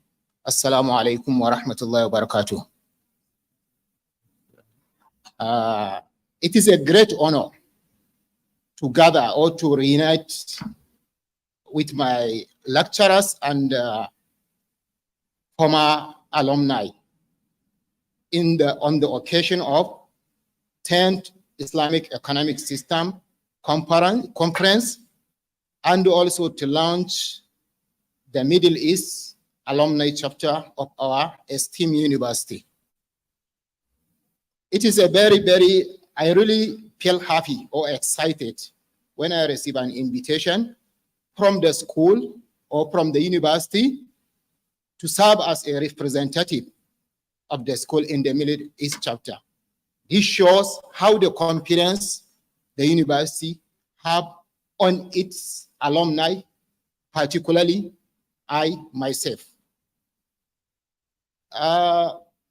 Based on that, I have some talk that I wanted to make,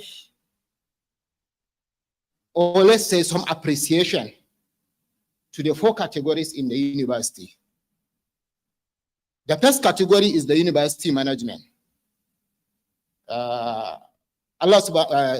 Prophet Muhammad sallallahu alaihi wasallam say in his hadith, "Man la yashkur nas, la yashkur Allah." He who is not appreciating to the people, he is not appreciating to the Creator. First of all, as many people like me from the humble background, mostly after the first degree, if you want to pursue the further education, there are challenges.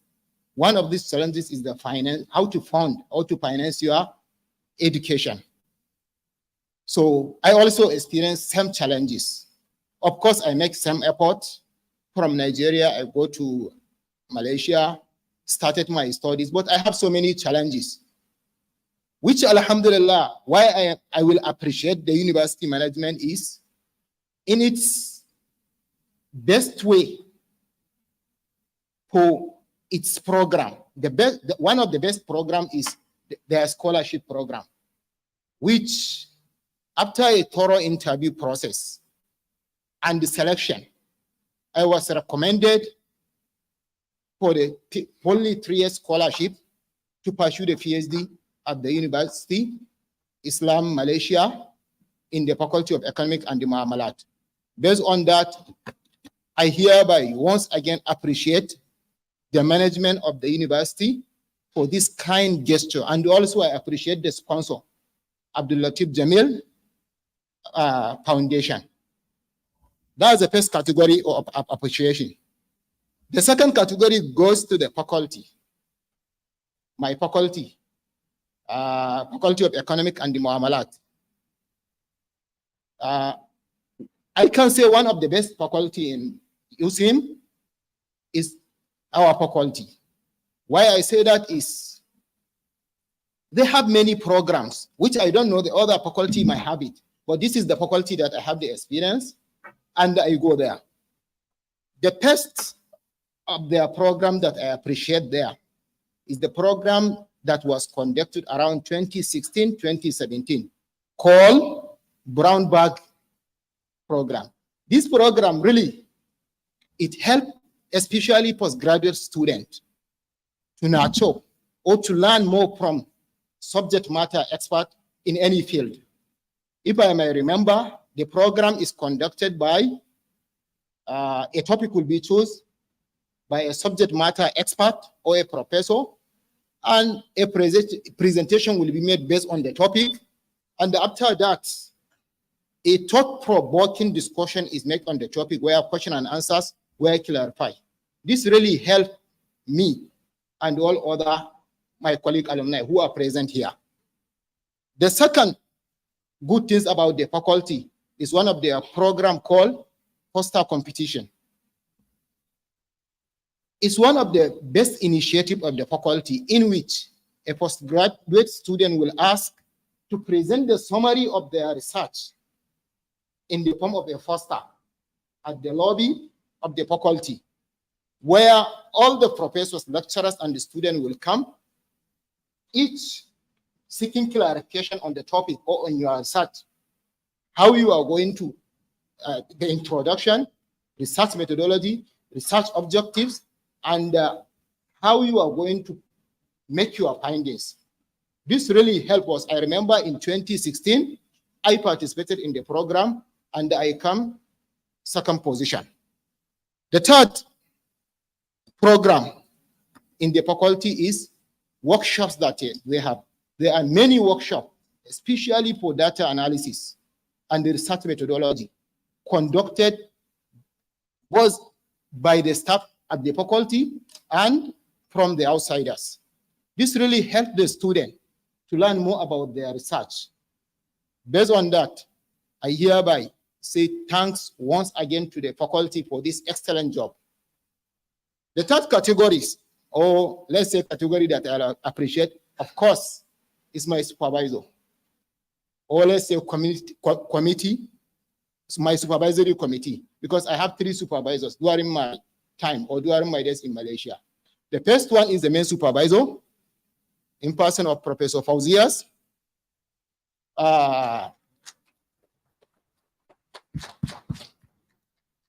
Professor Fauzias, she is really a kind, knowledgeable, and a good supervisor that each or every candidate can think or can dream to have. She is not only teaching you the basic research, no. She will also be like a mother to her student, or a mother to her student. She is friendly. Whenever I visited her office for progress discussion, first of all, she has to make a friendly with you discussion about many things. Then after that, you come back to the academic line. So in that aspect, after you joke, you play, she becomes serious. She don't joke with academic pursuit. So you have to present, and you have to be excellent in your presentation. Don't come if you are not prepared. In this, I remember one moment in which after I came and present all my research work in the office. So when I go out, of course, I make a bad presentation at that time. So I know, but at least as a student, I try my best. So when I go out from the office, I receive a call from her. She knows I already make effort, but really I need to make more effort. She asked me, "Oh, Idris, don't worry, but not only study, read only, also pray." So I really felt so happy that she is not only asking you, she's not building me physically, also spiritually. Always try, after you read, pray to Allah subhanahu wa ta'ala to make your presentation or to make your knowledge qualitative, in which you can be able to deliver and make an impact. So together with the remaining 2 supervisors in person of Dr. Aina, who is not present here, and also Dr. Azrul, they really made an impact to me, which they deserve my prayer and appreciating for the rest of my life. Thank you very much, Prof. The last category that I want to show appreciation is my former colleagues, whom we pursue PhD. I can see some of them here. Dr. Nurul Huda, or let's say Sister Nurul Huda, Dr. Fazila, and some of them. They are really helpful during our journey. They make my stay or my study in Malaysia very good, because mostly if you need any help or assistance, they are there to help and assist. I really appreciate that for them. Last but not the least, I can make some motivation based on 4 words. Passion is the fight. I will make quote. Passion is the poultry of silence. Silence is the cabin of success. Success is a result of hard work. And together, patience, silence, success, and hard working are the process of great men. Thank you very much. Thank you, Yang Besar Dr. Idris, for the speech. شكرا للدكتور إدريس مختار على هذا الخطاب. Now we proceed with the photography sessions. الآن نقوم بجلسة التصوير.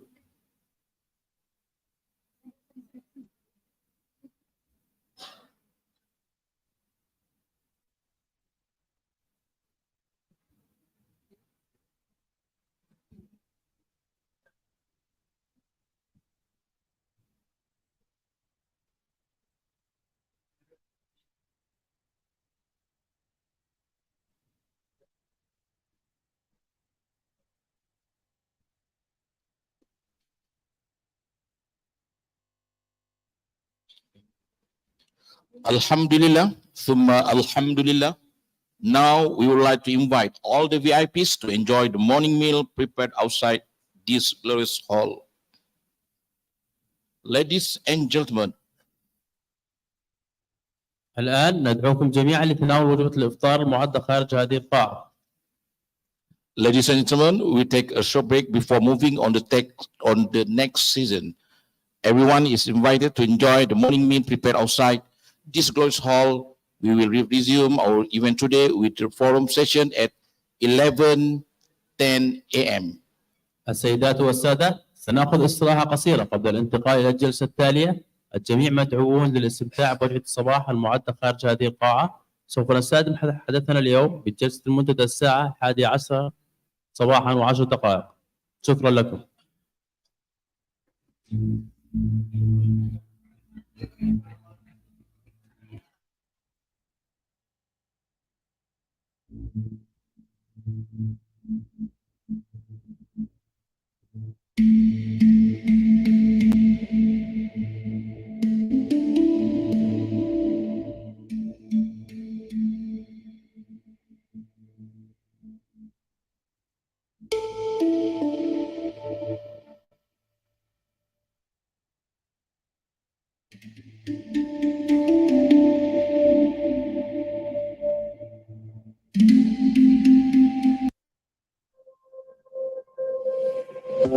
In order to achieve its goal and to broaden its scope of study, Universiti Sains Islam Malaysia USIM has established the Faculty of Economics and Muamalat in 2001, which began its first intake of students for a new program, this Bachelor Degree of Muamalat Administration with Honours in May 2002.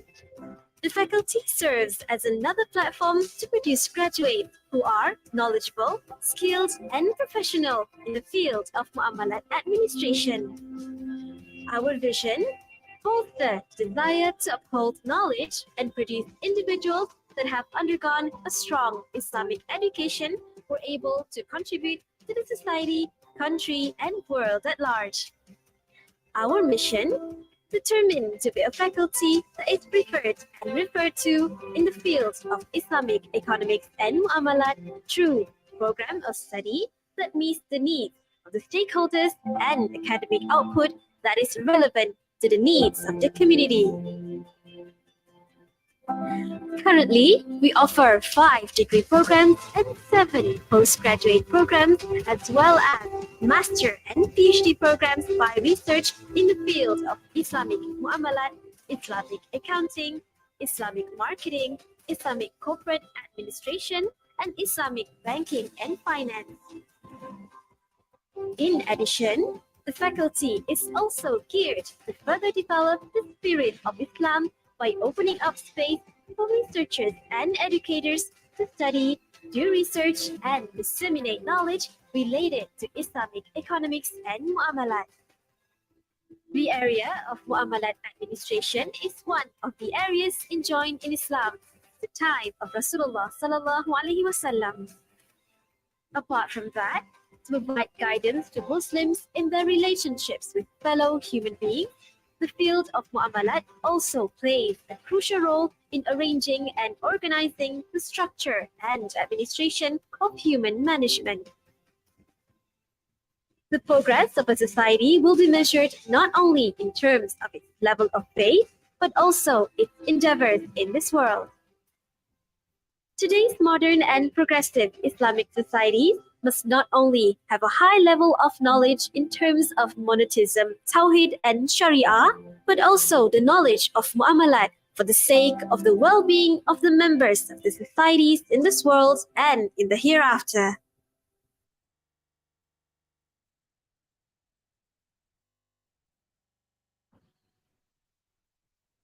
The first Quranic revelation to the Prophet Muhammad, Iqra, which means to recite or to read, exalts the excellence of knowledge.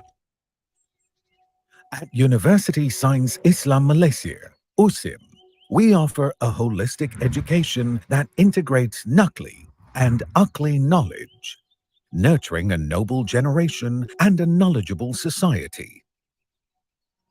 Emerged as the first Islamic university established by the Malaysian government, USIM aspires to create a generation of proficient scholars in contemporary fields of specialization.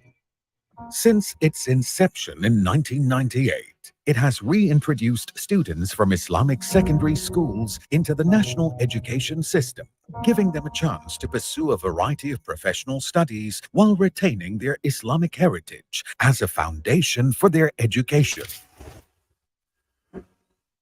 From the religious studies, via its various sources, Quran, Sunnah, and primary Turath texts, we gain the knowledge of God. On that basis, other disciplines are introduced. Our 9 academic faculties offer courses methodically designed to illuminate the integrated experience. Accredited and recognized by professional bodies, the curriculum also emphasizes mastery of the Arabic and English language, further preparing them for a life of service to the global community.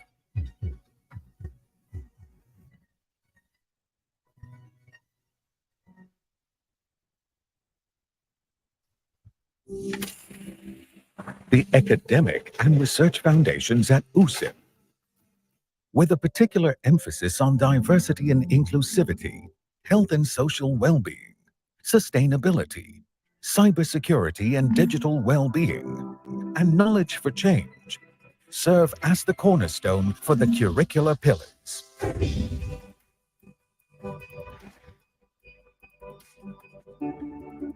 These studies and research programs, which are locally based but are of global significance, benefit communities from all social strata.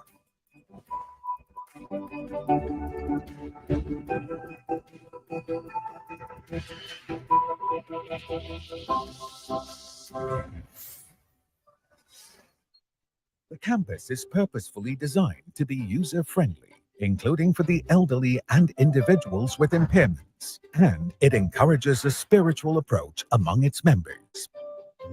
USIM's strategic location in Nilai, home to several educational and research institutions, promotes rewarding engagement with the educational communities. Bustling with various leisure and entertainment options, Nilai is located near Malaysia's administrative capital Putrajaya, the region's tech hub Cyberjaya, and Kuala Lumpur, the busy capital and economic heart of Malaysia. Major highways and convenient public transportation systems, including commuter lines, provide excellent access to the university. Being adjacent to Kuala Lumpur International Airport, USIM is the only Malaysian university situated nearby airports, making it hypothetically the closest university to home. The curriculum and co-curriculum at USIM, built on the firm foundation of Nakli and Akli knowledge, accentuates students' true potential to participate in sports and academics, management and leadership, entrepreneurship, innovation, and culture. They open up various opportunities for interaction among cultures, understanding of different backgrounds, and the spirit of belonging and togetherness among members of the community.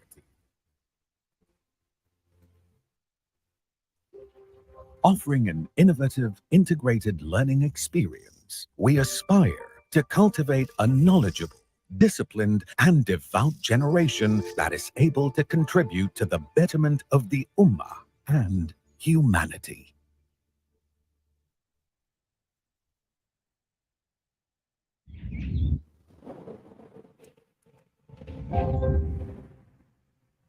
Our history inspires the present. Melalui pelaksanaan skim amanah saham nasional ini. Merah sangatlah makna macam zaman dulu. Influences the future.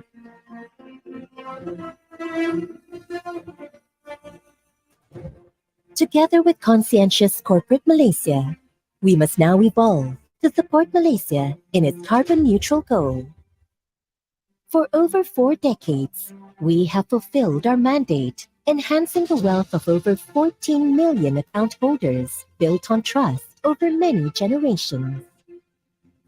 We focus to deliver long-term value for investment, effective and ethical governance, high-caliber leaders and talents, and greater sustainable returns.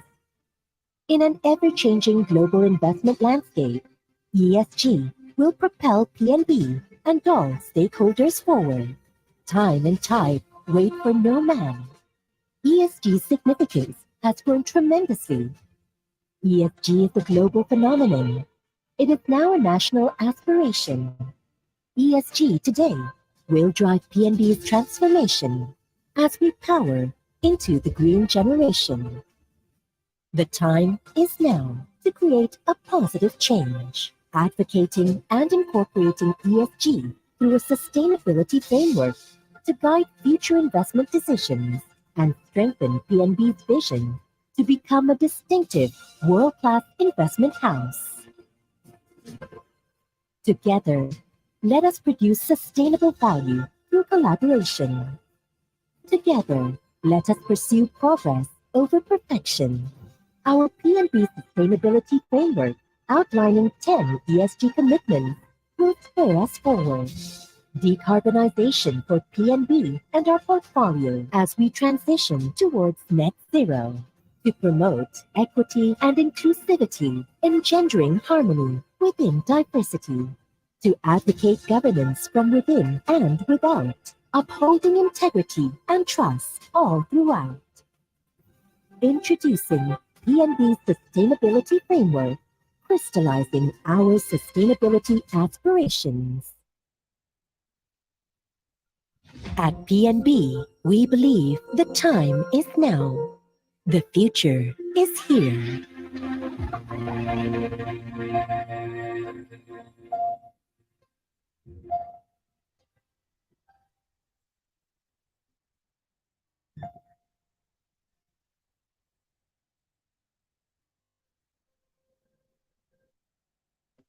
In order to achieve its goal and to broaden its scope of study, Universiti Sains Islam Malaysia USIM has established the Faculty of Economics and Muamalat in 2001, which began its first intake of students for a new program, 5th Bachelor Degree of Muamalat Administration with Honours in May 2002. The faculty serves as another platform to produce graduates who are knowledgeable, skilled, and professional in the field of Muamalat administration. Our vision holds the desire to uphold knowledge and produce individuals that have undergone a strong Islamic education were able to contribute to the society, country, and world at large. Our mission?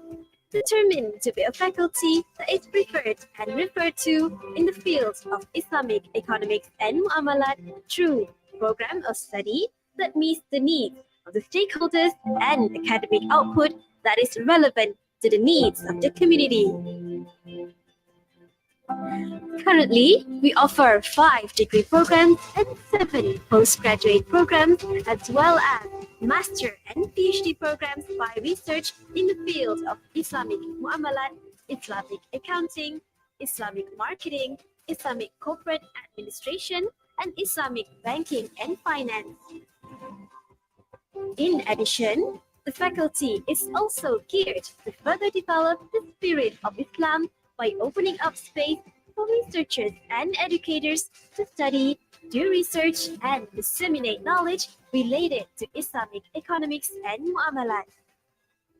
The area of Muamalat administration is one of the areas enjoined in Islam at the time of Rasulullah sallallahu alaihi wasallam.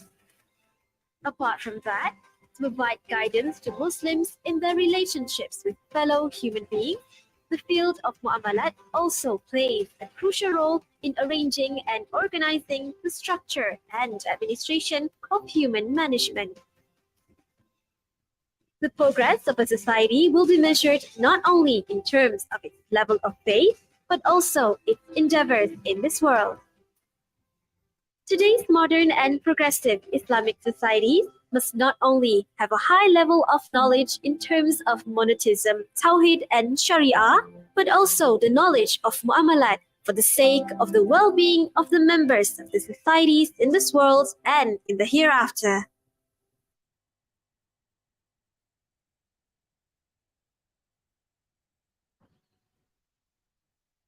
The first Quranic revelation to the Prophet Muhammad, Iqra, which means to recite or to read, exalts the excellence of knowledge.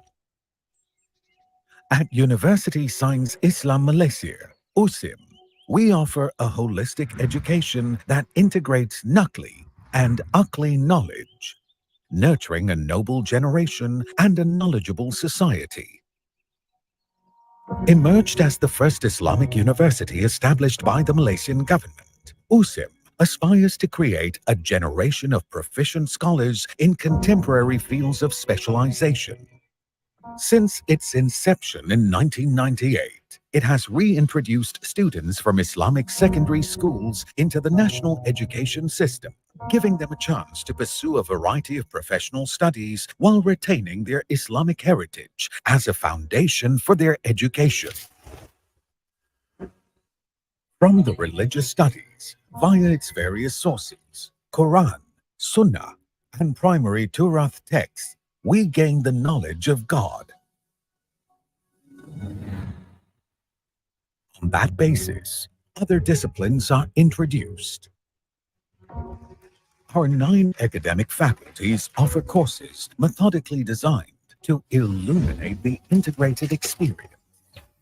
Accredited and recognized by professional bodies, the curriculum also emphasizes mastery of the Arabic and English language, further preparing them for a life of service to the global community.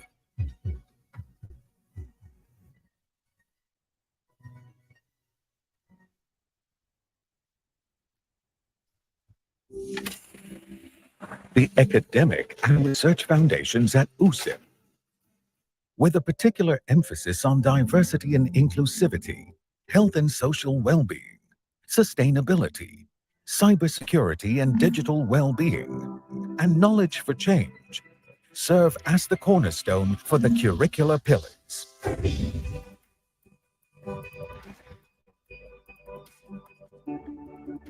These studies and research programs, which are locally based but are of global significance, benefit communities from all social strata.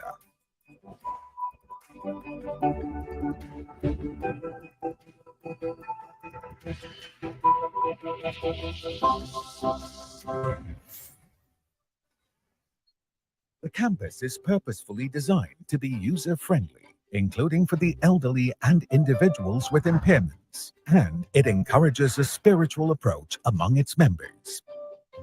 USIM's strategic location in Nilai, home to several educational and research institutions, promotes rewarding engagement with the educational communities. Bustling with various leisure and entertainment options, Nilai is located near Malaysia's administrative capital Putrajaya, the region's tech hub Cyberjaya, and Kuala Lumpur, the busy capital and economic heart of Malaysia. Major highways and convenient public transportation systems, including commuter lines, provide excellent access to the university. Being adjacent to Kuala Lumpur International Airport, USIM is the only Malaysian university situated nearby airports, making it hypothetically the closest university to home. The curriculum and co-curriculum at USIM, built on the firm foundation of Nakli and Akli knowledge, accentuates students' true potential to participate in sports and academics, management and leadership, entrepreneurship, innovation, and culture. They open up various opportunities for interaction among cultures, understanding of different backgrounds, and the spirit of belonging and togetherness among members of the community. Offering an innovative, integrated learning experience, we aspire to cultivate a knowledgeable, disciplined, and devout generation that is able to contribute to the betterment of the Ummah and humanity.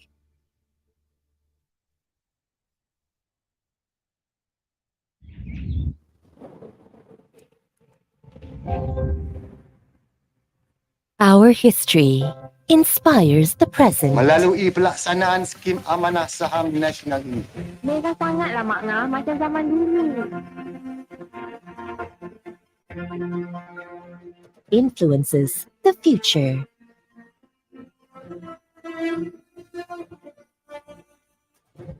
Together with conscientious corporate Malaysia, we must now evolve to support Malaysia in its carbon neutral goal. For over 4 decades, we have fulfilled our mandate, enhancing the wealth of over 14 million account holders built on trust over many generations. We focus to deliver long-term value for investment, effective and ethical governance, high-caliber leaders and talents, and greater sustainable returns. In an ever-changing global investment landscape, ESG will propel PNB and all stakeholders forward. Time and tide wait for no man. ESG's significance has grown tremendously. ESG is a global phenomenon. It is now a national aspiration. ESG today will drive PNB's transformation as we power into the green generation. The time is now to create a positive change, advocating and incorporating ESG through a sustainability framework to guide future investment decisions and strengthen PNB's vision to become a distinctive world-class investment house. Together, let us produce sustainable value through collaboration. Together, let us pursue progress over perfection. Our PNB Sustainability Framework, outlining 10 ESG commitments, will spur us forward. Decarbonization for PNB and our portfolio as we transition towards net zero. To promote equity and inclusivity, engendering harmony within diversity. To advocate governance from within and without, upholding integrity and trust all throughout. Introducing PNB's Sustainability Framework, crystallizing our sustainability aspirations. At PNB, we believe the time is now. The future is here.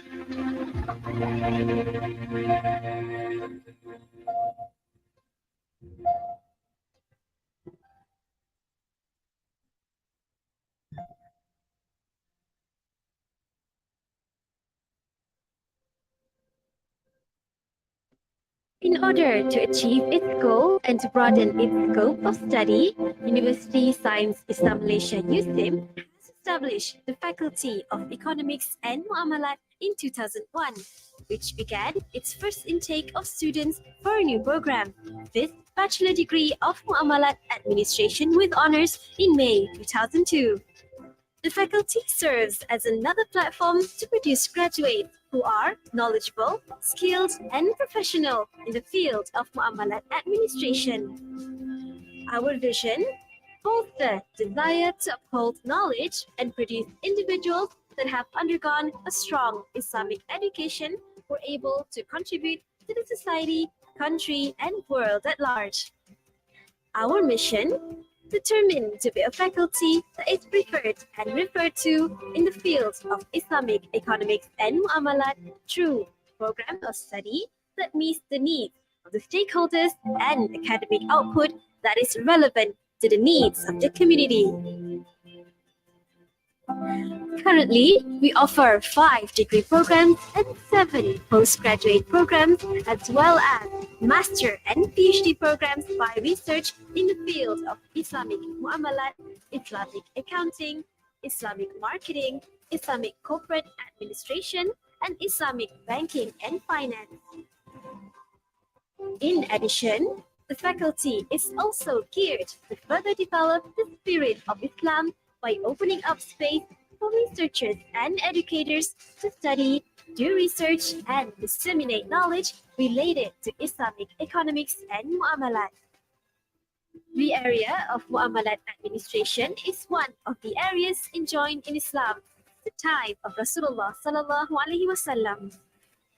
Apart from that, to provide guidance to Muslims in their relationships with fellow human beings, the field of Muamalat also plays a crucial role in arranging and organizing the structure and administration of human management. The progress of a society will be measured not only in terms of its level of faith, but also its endeavors in this world. Today's modern and progressive Islamic societies must not only have a high level of knowledge in terms of monotheism, Tawhid, and Sharia, but also the knowledge of Muamalat for the sake of the well-being of the members of the societies in this world and in the hereafter.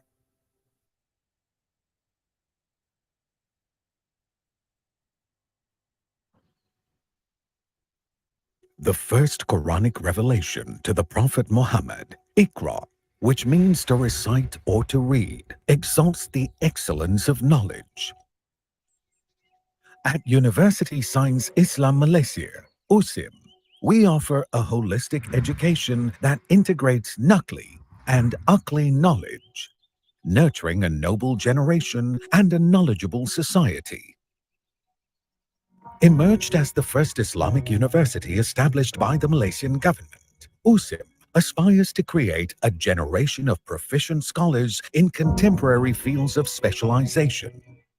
Since its inception in 1998, it has reintroduced students from Islamic secondary schools into the national education system, giving them a chance to pursue a variety of professional studies while retaining their Islamic heritage as a foundation for their education.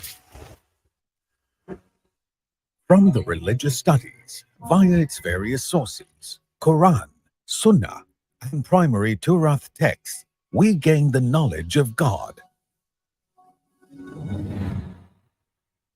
On that basis, other disciplines are introduced. Our 9 academic faculties offer courses methodically designed to illuminate the integrated experience. Accredited and recognized by professional bodies, the curriculum also emphasizes mastery of the Arabic and English language, further preparing them for a life of service to the global community.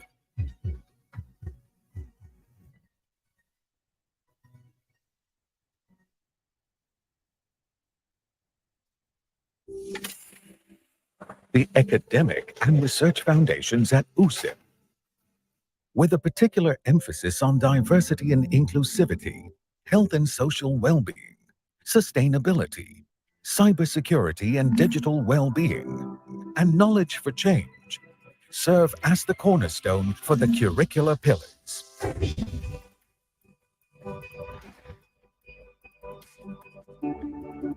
These studies and research programs, which are locally based but are of global significance, benefit communities from all social strata.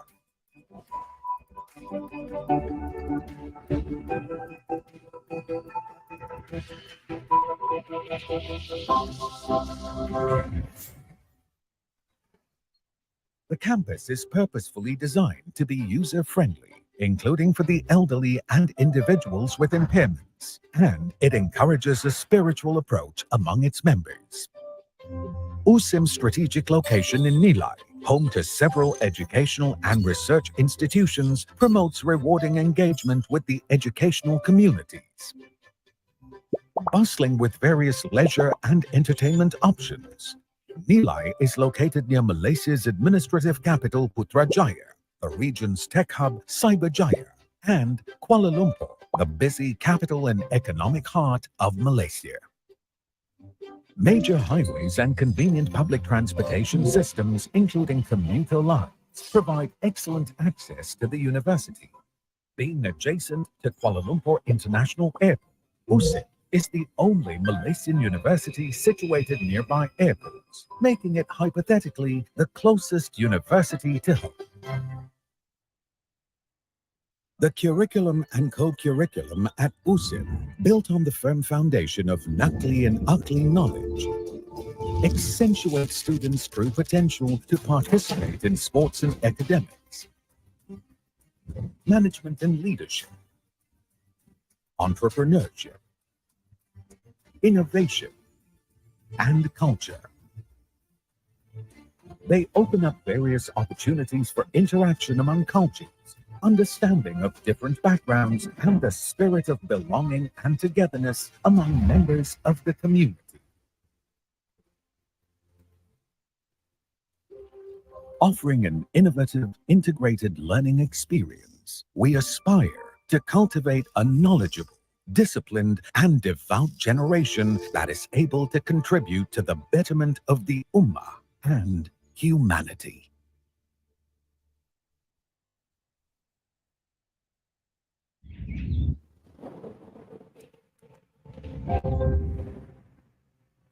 Our history inspires the present. Melalui pelaksanaan skim amanah saham nasional ini, Merah sangatlah makna macam zaman dulu. Influences the future.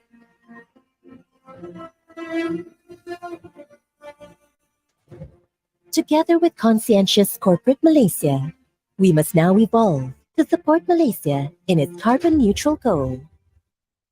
For over 4 decades, we have fulfilled our mandate, enhancing the wealth of over 14 million account holders built on trust over many generations. We focus to deliver long-term value for investment, effective and ethical governance, high-caliber leaders and talents, and greater sustainable returns. In an ever-changing global investment landscape, ESG will propel PNB and all stakeholders forward. Time and tide wait for no man. ESG's significance has grown tremendously. ESG is a global phenomenon. It is now a national aspiration. ESG today will drive PNB's transformation as we power into the green generation. The time is now to create a positive change, advocating and incorporating ESG through a sustainability framework to guide future investment decisions and strengthen PNB's vision to become a distinctive world-class investment house. Together, let us produce sustainable value through collaboration. Together, let us pursue progress over perfection. Our PNB Sustainability Framework, outlining 10 ESG commitments, will spur us forward. Decarbonization for PNB and our portfolio as we transition towards net zero. To promote equity and inclusivity, engendering harmony within diversity. to advocate governance from within and without, upholding integrity and trust all throughout. Introducing PNB's Sustainability Framework, crystallizing our sustainability aspirations. At PNB, we believe the time is now. The future is here.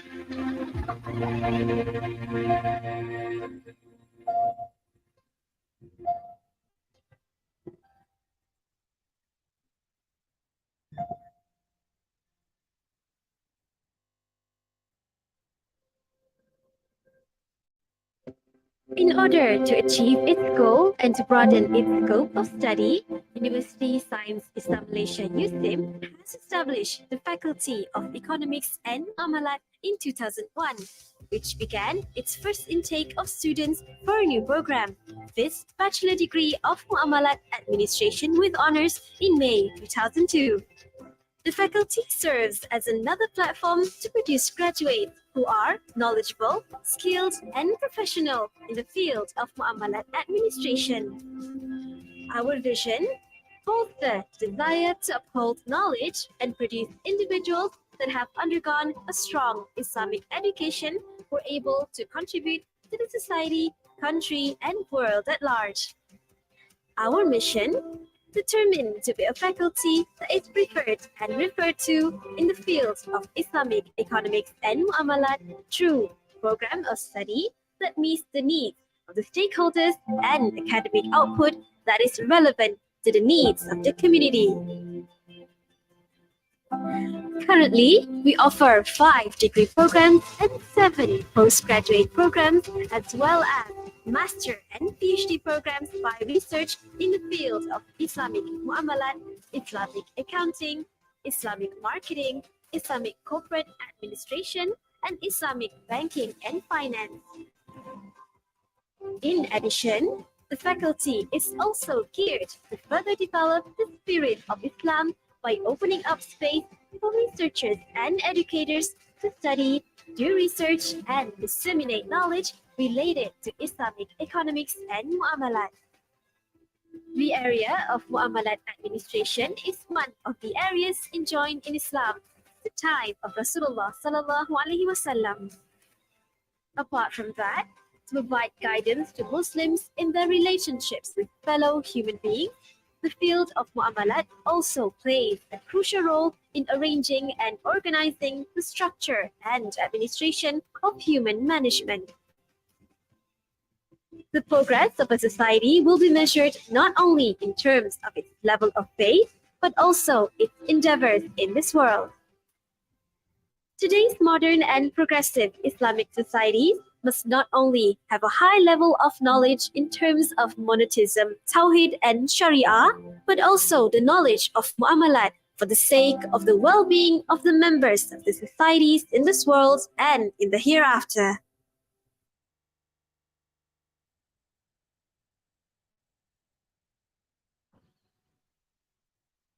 The first Quranic revelation to the Prophet Muhammad, Iqra, which means to recite or to read, exalts the excellence of knowledge. At Universiti Sains Islam Malaysia, USIM, we offer a holistic education that integrates Naqli and Aqli knowledge, nurturing a noble generation and a knowledgeable society. Emerged as the first Islamic university established by the Malaysian government, USIM aspires to create a generation of proficient scholars in contemporary fields of specialization. Since its inception in 1998, it has reintroduced students from Islamic secondary schools into the national education system, giving them a chance to pursue a variety of professional studies while retaining their Islamic heritage as a foundation for their education. From the religious studies, via its various sources, Quran, Sunnah, and primary Turath texts, we gain the knowledge of God. On that basis, other disciplines are introduced. Our 9 academic faculties offer courses methodically designed to illuminate the integrated experience. Accredited and recognized by professional bodies, the curriculum also emphasizes mastery of the Arabic and English language, further preparing them for a life of service to the global community.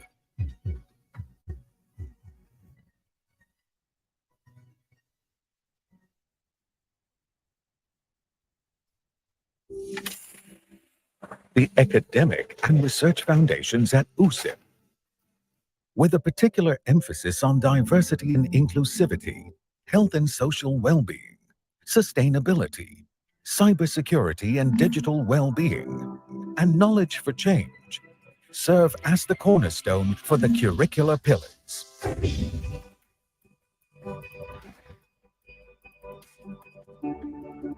These studies and research programs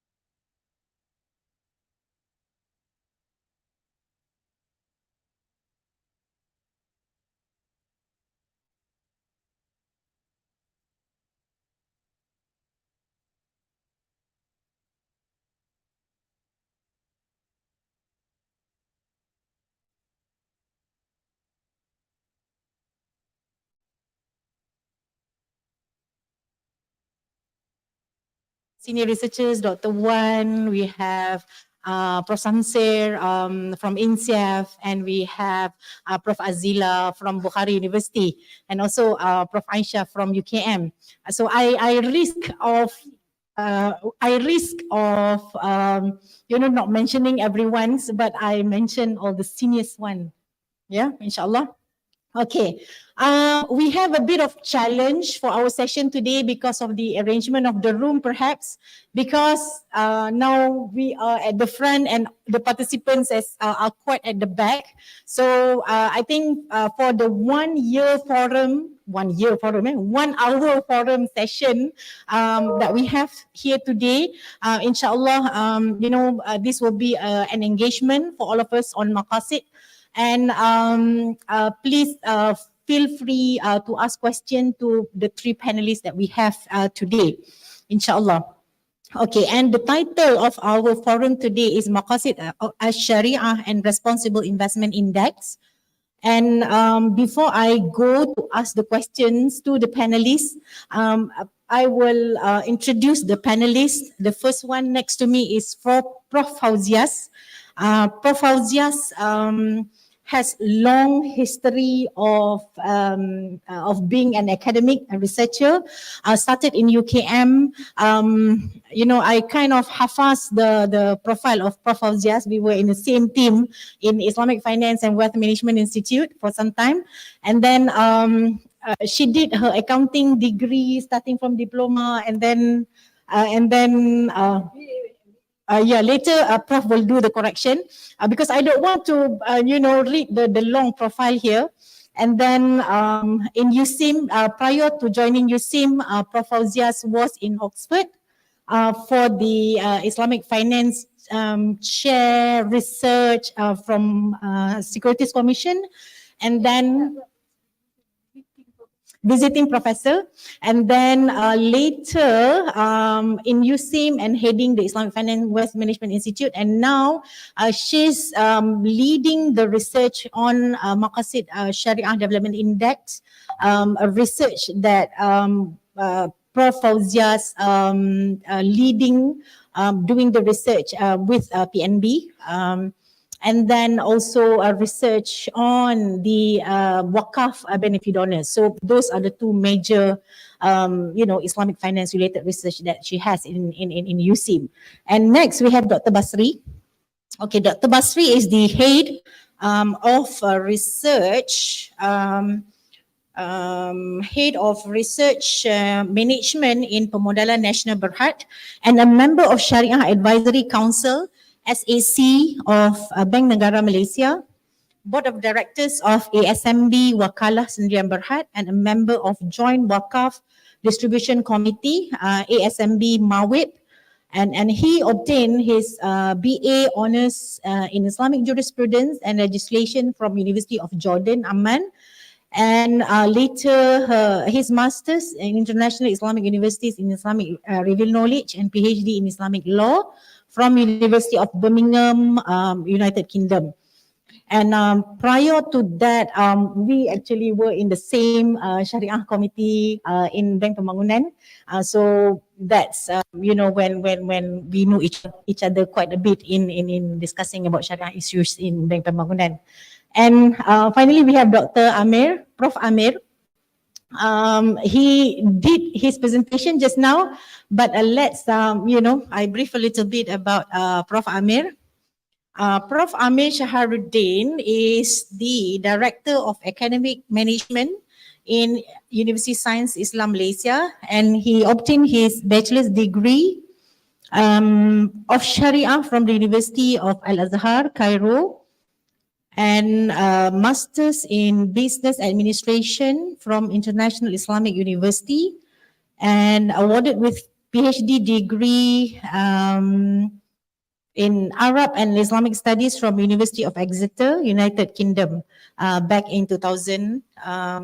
And actually his PhD thesis was focusing on Maqasid Sharia. I hope I remembered correctly. Okay, and Prof. Amir was invited or was appointed by UNITA as the visiting researcher, visiting fellow. And also, as also Prof. Fauzias was on the Securities Commission fellowship in the Oxford Center of Islamic Studies. And I thought that was when both of you were connected, yeah. at the time. And now he's in SME Bank as the chair of the Sharia Committee in the SME Bank. So that's a little bit about the introduction of our panel today, inshallah. Okay, and for our topic today, we are looking to discuss on the Maqasid Sharia and a responsible investment index. So it's we are not going to talk a lot on the theory, but of course, Prof. Amir will engage us with what is Maqasid. But we will look into specificities of how Maqasid is being implemented in the industry of Islamic finance, in banking, in takaful, and also in the Islamic capital market. And I think the issue of Maqasid has been being, introduced in the market since the introduction of VBI, value-based intermediation by Bank Negara back in 2019. And we have the value-based intermediation in takaful in 2021 that was introduced by Bank Negara. And also we have the latest was the announcement by the Securities Commission that the Securities Commission will issue a Maqasid Sharia guideline by the end of the year, by the end of December 2023. So that is, how Maqasid Sharia is starting to be implemented in the industry.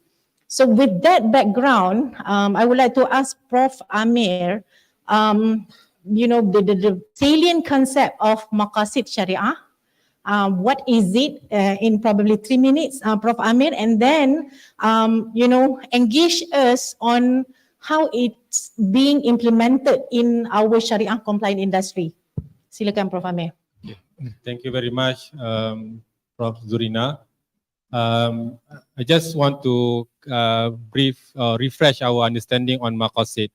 I think when we talk about Maqasid, we always and we must refer to Al-Ghazali because he's the first who coined the term Maqasid back in 10th centuries of Miladi. So Al-Ghazali, he defined that Maqasid means the intent, the purpose, the objective of revelation. What is revealed by Allah through Quran and Sunnah, what are the intention behind? That is the gist of Maqasid, meanings, the intention, the purpose of Sharia, the rules that jurists or fuqaha rule for our commercial contract and for our life. So as we know that all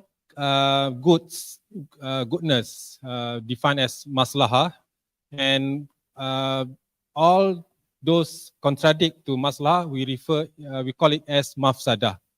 So Islamic law or Sharia is all about to attain maslahah, goodness, and to prevent mafsadah, the harm. So this is the gist of our understanding of Maqasid. And Al-Ghazali defined this as there are 5 preservation or protection of maslahah.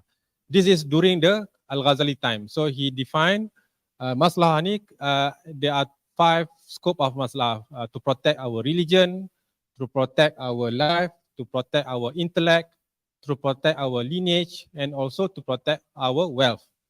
Okay, the question now, how to implement these 5 classical contracts into our modern practices. This is the challenge. So I think Prof. Fauzia's team and her research team come up with, after a thorough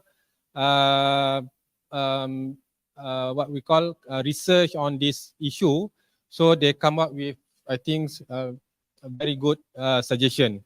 So to put Al-Ghazali maslahah into our modern context. So religions, when we talk about religion, actually we are talking about good governance and how this religion turn into good governance. I think Prof. Fauzia will elaborate on this. And life, when we talk about life, protection of life, actually in our language now, in our jargon, it means that we are protecting our environment. And intellect, we are talking about education. And lineage, we talk about the impact of social impact. And last but not least, wealth is protection of wealth, where this is our focus today. We are targeting, see how the protection of wealth can be translated, the maqasid of protection of wealth can be translated into PNB decision making in investment decision making. That's my brief explanation about maqasid and how it can be implemented and incorporated in our modern practices. Thank you. Thank you, Prof. Amir, for him to provide us with the linkage of maqasid and how it is applicable or how it is being applied in the industry at the moment. So I think this is a diagram that everybody have to snap for a takeaway, I think, so that we can plug into our practices later, inshallah. Okay, thank you, Prof. Amir. And to pursue our discussion, I would like to prompt Dr. Basri, because PNB is one of the biggest, if not the biggest, unit trust management company in Malaysia, because it was established as a part of the national economic policy. And it started significantly long time ago, and because of that, it must have the comprehensive good investment management within PNB. And then, so I would like to know, the current screening process with regards to the Sharia compliance screening in PNB investment to ensure it comply with the Sharia requirement. Silakan, Dr. Basri. Bismillahirrahmanirrahim. Alhamdulillahi Rabbil Alamin. Wassalatu wassalamu ala ashrafil anbiya'i wal mursalin wa ala alihi wa sahbihi ajma'in. Assalamualaikum warahmatullahi wabarakatuh. Thank you, Prof. Zurina, my fellow panelists, Prof. Fauzias and Prof. Amir. Alhamdulillah, we are indebted to Allah subhanahu wa ta'ala. By His grace, we are able to meet here in the holy city of Mecca. To answer the question posed by Prof. Zurina just now, I think it's better to understand why PNB need maqasid screening process. Why we need another layer of screening process, even though we already have SC Sharia parameters. We have currently, if we look at Islamic Global Index, S&P, Dow Jones, Al-Amiri, and SC, the current practice, we have two things that we screen before we consider the company is Sharia compliant or not. The first one is business activity. So we have tolerable benchmark 5% and 20% according to SC. And for Dow Jones, FTSE, they have only one benchmark, 5% benchmark, tolerable benchmark.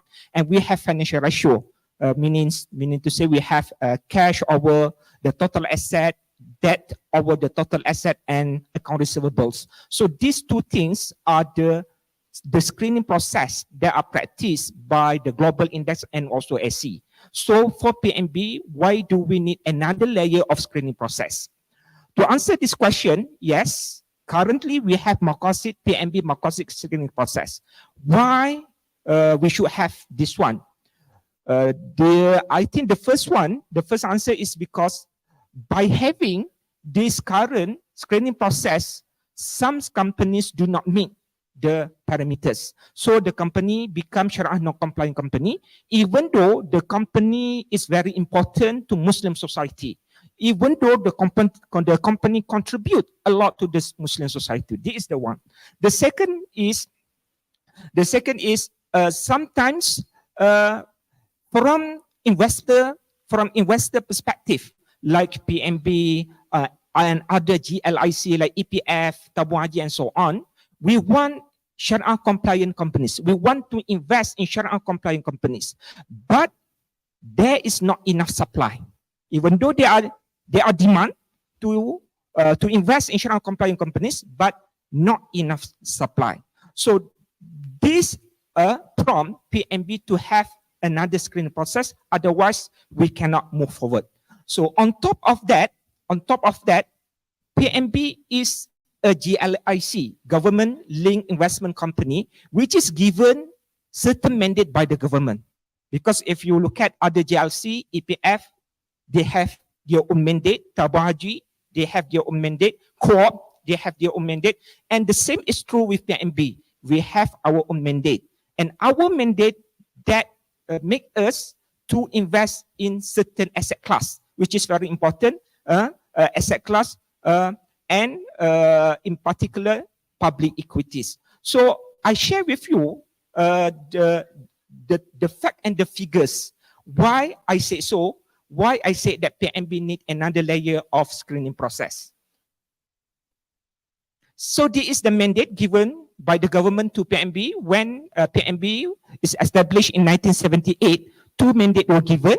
The first one is restructuring economic imbalance by promoting the ownership of share capital by the Bumiputera Committee in Malaysia corporate sector. This is why we can see until today, the majority of our investments still in stock market in Bursa Malaysia. Why? Because this is among the reason. This is the mandate given by the government, besides mobilizing the saving of the people, especially the Bumiputera. Okay. This is the first reason why we need Maqasid screening process. The second one is the distinctive purpose of establishment. Okay. It's not fair to have one parameters when we have different purpose of establishment. So if you can see, PMB and other investment companies, we have different purpose. For example, PMB, the origin of establishment, government aspiration. And for other fund managers, corporate strategies, and the origin of financial resources, fund from the government, and other fund managers, pool of fund from public or private business. And aim of establishment, eradicate poverty, and also structuring community, not only commercial purposes. And the list goes on. So this is among the reason we need to have PMB Maqasid screening process. And the next one is, if we can see the asset under management. PMB's asset management, currently PMB manage 341.6 billion. And size does matter. Just like I said just now, the reason, not because we don't want to invest in Sharia compliant companies, but there are not enough Sharia compliant companies. So we cannot, I mean, in Bursa, if we want to invest in Bursa, there is not enough Sharia compliant companies that we can invest because of our size, 341.6 billion. Okay, so if we look at the asset allocation or assets, strategic asset classes, the majority of our investment is actually at public equity. This is why I said just now, why the reason we have difficulty to invest in stock market. And okay, why I said that supply, there is no enough supply. There is not enough supply, even though there is demand for Sharia compliant companies. So if we look at our Bursa, the market cap for our Bursa is around 1,669 billion, meaning to say 1.7 trillion. This is the market size of the whole Bursa, 1.7 trillion RM. And the Sharia compliant, the market size for Sharia compliant is only 1 trillion. It's only 1 trillion. So if you consider PMB with 341 asset under management, EPF 1 trillion asset management, Tabung Haji more than 80 billion asset under management. So three of us alone more than 1 trillion. This is the reason.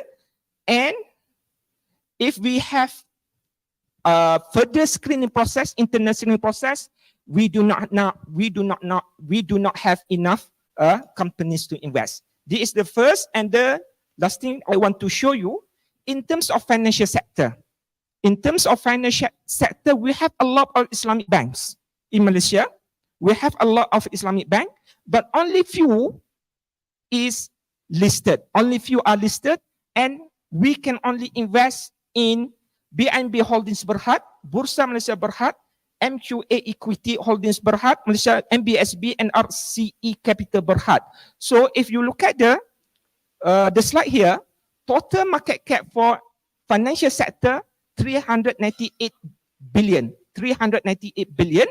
but the Sharia compliant market cap only 21 billion only. And can you imagine we have 341 billion to invest? So this is why the reason I said we do not have enough supply in our stock market. This is why we go to maqasid screening process.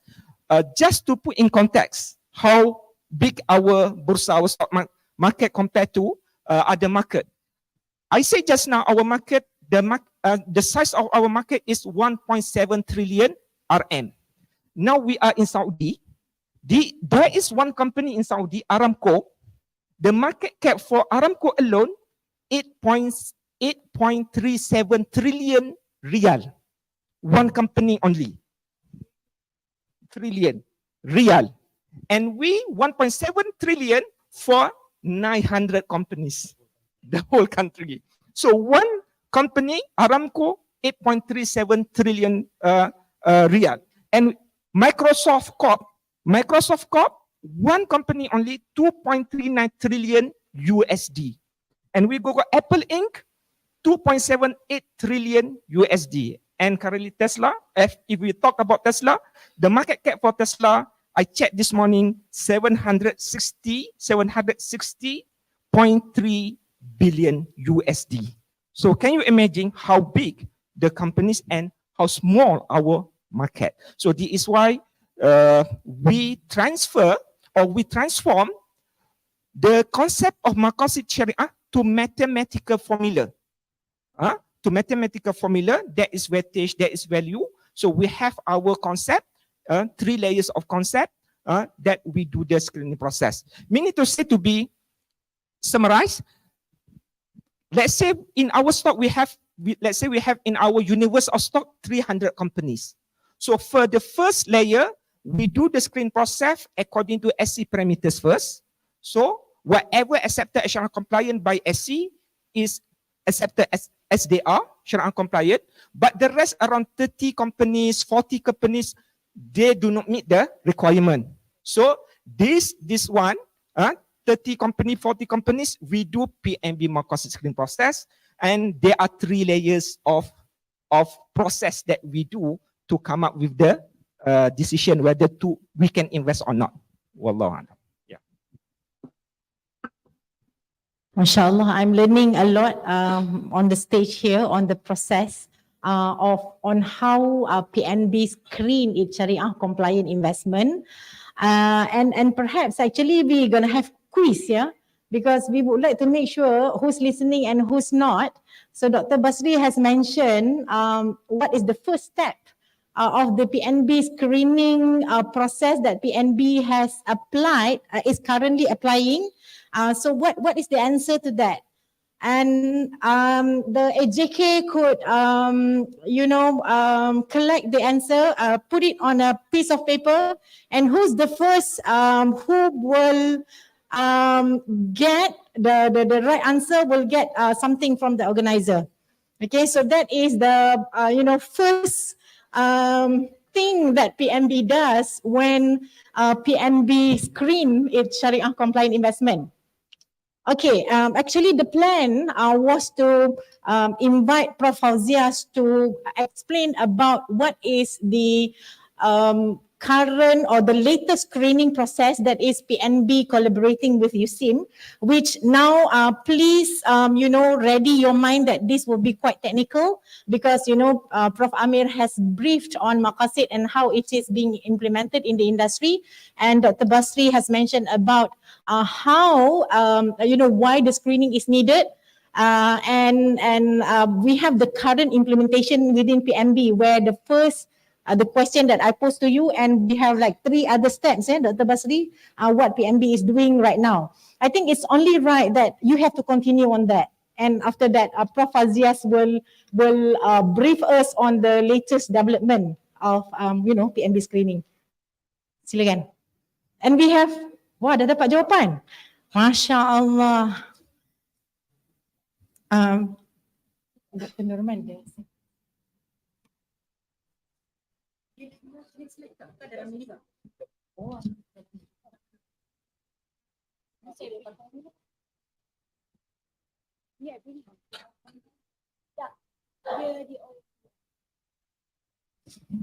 The next level of screening process, yeah? Okay, thank you, Prof. Zurina, for allowing me to continue my explanation on Maqasid, current process of Maqasid. So, for the current process, we have started since 2017. 2017, we come up with our own PMB Maqasid screening process, which was developed in-house. So, the first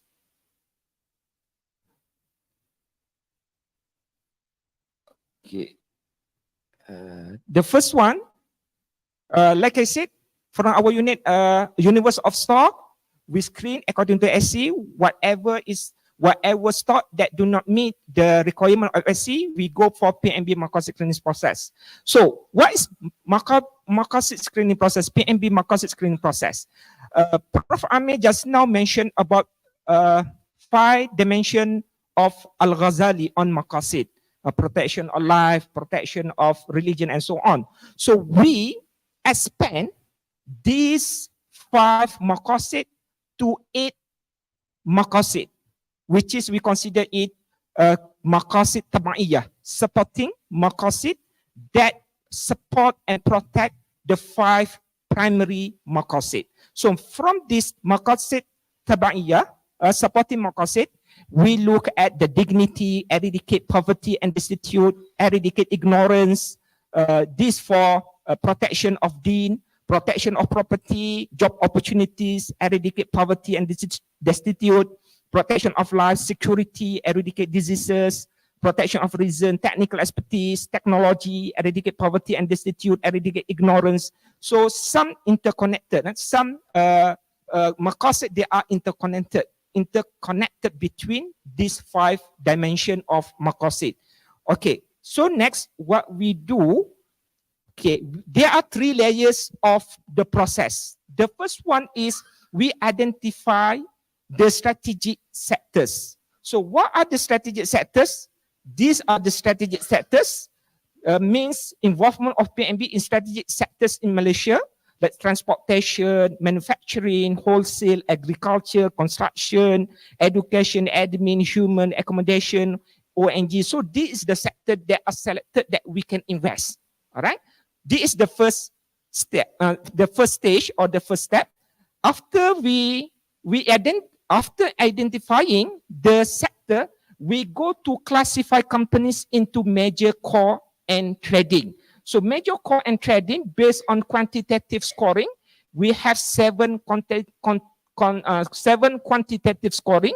They are these 7 quantitative scoring: shareholding, weight in index, size of capital market, market liquidity, dividend yield, total asset, sector leader, and we put the score 3 to 1. Meaning, for example, the shareholding of PMB. Let's say PMB hold more than 33% of the company, so the score is 3. But less than that, less than 33%, 2. Less than 5%, 1. So this is the second stage. The third stage, we go to maqasid screening process, and the maqasid screening process is based on supporting maqasid that I said just now. 8 supporting maqasid: job opportunities, technical expertise, security, technology, dignity, eradicate poverty, eradicate ignorance, and eradicate disease. Okay, from this first scoring, 7 factors, we can get the result like this.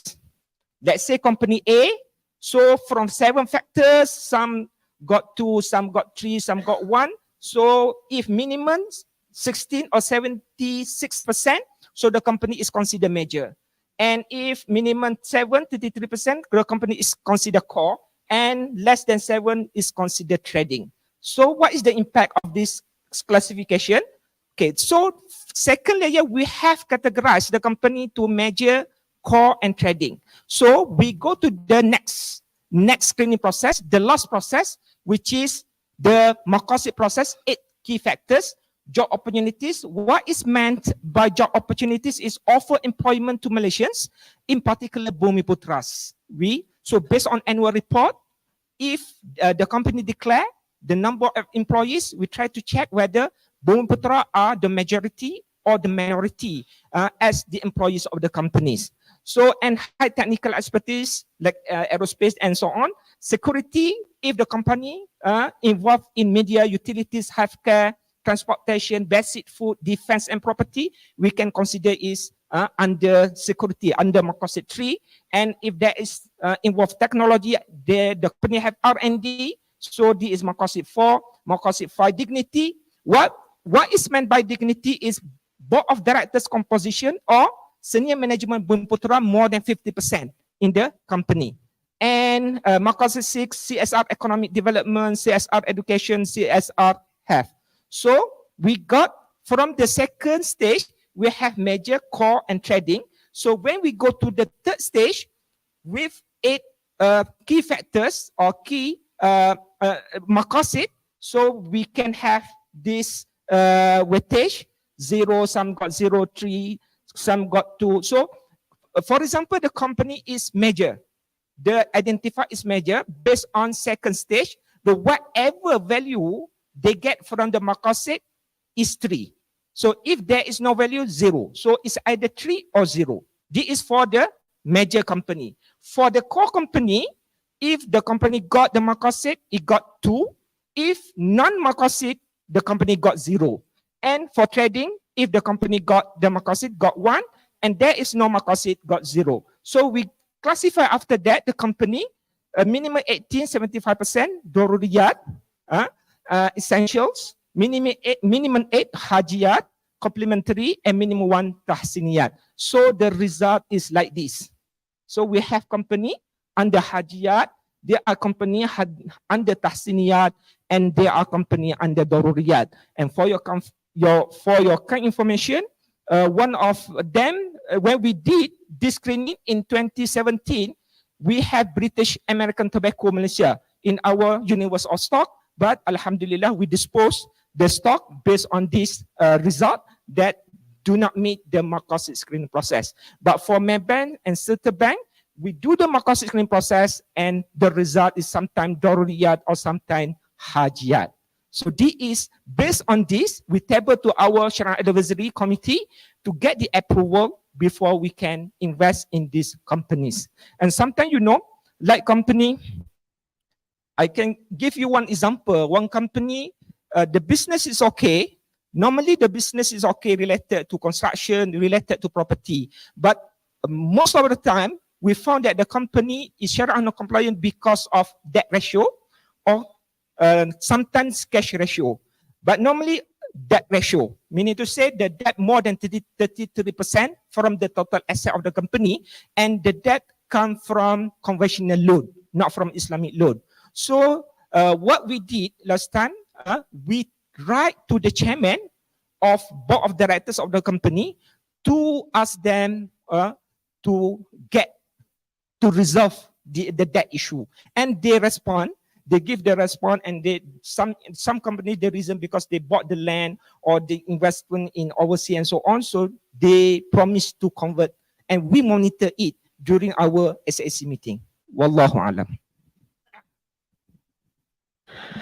MashaAllah, it's quite inspiring to see how detailed the steps that has been taken by PMB to screen towards the Sharia compliance for the investment within PNB. And Prof. Zuraida has answered it correctly, Alhamdulillah. So the screening from the Securities Commission. So that is the first stage before PNB going to implement the 3 steps implementation. So you know which question that will come out after this, right? So what are the 3 steps implementation within PMB? Is that too difficult? Try to write like, you know, 1 paragraph essay on that, and let's see who's getting it after the presentation by Dr. Basri. But I really, it's a good initiative. Kudos to PMB. But you know, just one follow-up question, Dr. Basri, when that was implemented? The 2017. Oh, mashallah, it's quite a new initiative. And following to that, the current initiative of PNB is to hire our Prof. Fauzias here and team from USIM to look into the screening. And I suspect that it will be more technical than what we have previously, Prof. Fauzias? Inshallah. Inshallah, yes. Technical, but better. Okay, so let's Prof. Fauzias explain to us the latest screening that Prof. Fauzias suggested to PMB team with regards to the Syariah screening within PMB. Silakan Prof. Fauzias. Thank you so much. Alhamdulillah. Assalamualaikum. Assalamualaikum warahmatullahi wabarakatuh. My dear participants, my friends, I think you are all learned participants. Probably I just put a little bit of knowledge to me and to the rest of us. Then of course, not to comment but to improvise whatever that we have developed. So that is actually the ilmu is growing and growing, but not really just comment, but try to comment positively so that we have the motivation. So for me, actually, Alhamdulillah, Prof. Amir already mentioned about what is maqasid. And of course, Dr. Ahmad Basri already mentioned about what PMB has been doing and the mandate that was given by the government. I think probably now we have to move into the academic area, the scoring process, which is based on the best practice of disclosure through annual report, through website, through the sustainability report, and whatever actually in the website. So it's based on content analysis. So if the company didn't disclose, no mark. Just like an exam. So they have to be, if they are in the know, they will do it. But of course, it's just not disclosure, that it also must be a commitment by the company. So the title actually of the research is Application of Maqasid al-Sharia in Responsible Investment and Practices Towards Environmental, Social and Government Concern and Governance Concern. So ESG, SDG and the Maqasid Sharia components are all in here, inshallah. So we are trying to do the applied research by creating the index. Of course, the evidence of Pemodalan National Berhad Investment. So thank you so much, PMB, that actually given us the grant to proceed with this screening methodology. It was not easy for me because I'm not a maqasid, even the Sharia person. But actually, I have committee member. Next one. Okay.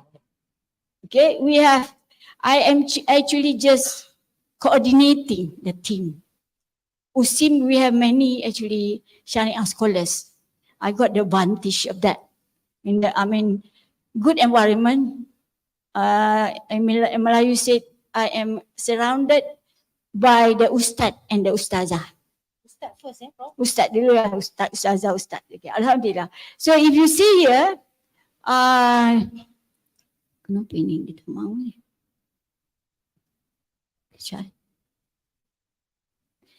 If you can see here, of course, I'm the principal researcher. We have actually the first one here, Prof. Ridwan. He's not here, but she is part of our team. And then we have Tak nampak? Okay. Prof. Dr. Rizwan, and then we have Prof. Dr. Yaziz. These are also background like me. The combination of the Sharia,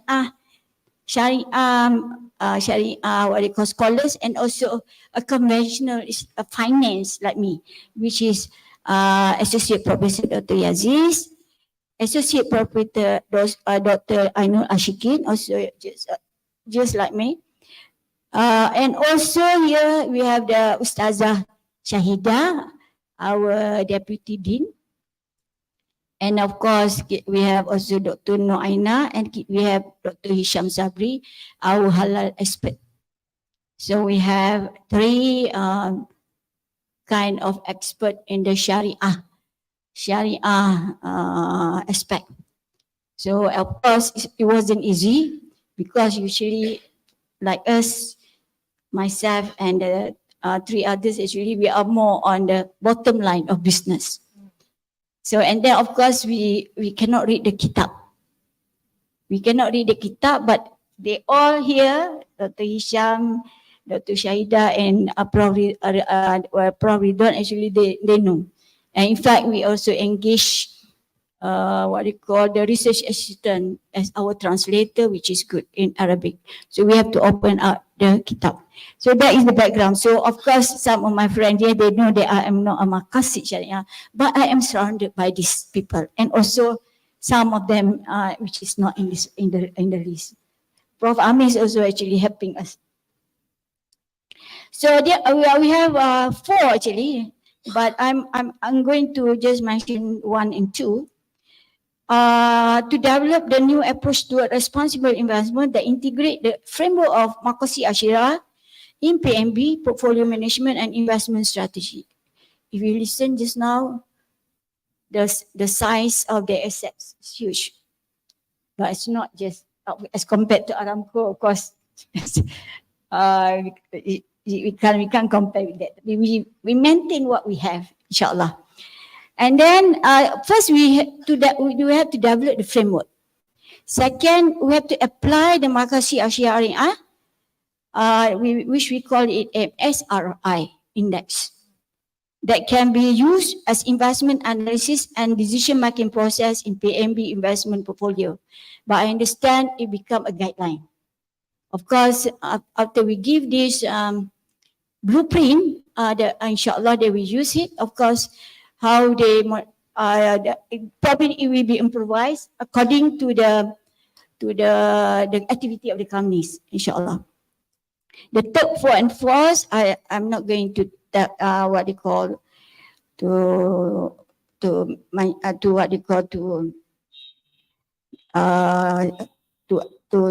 pick on that, but only one and two.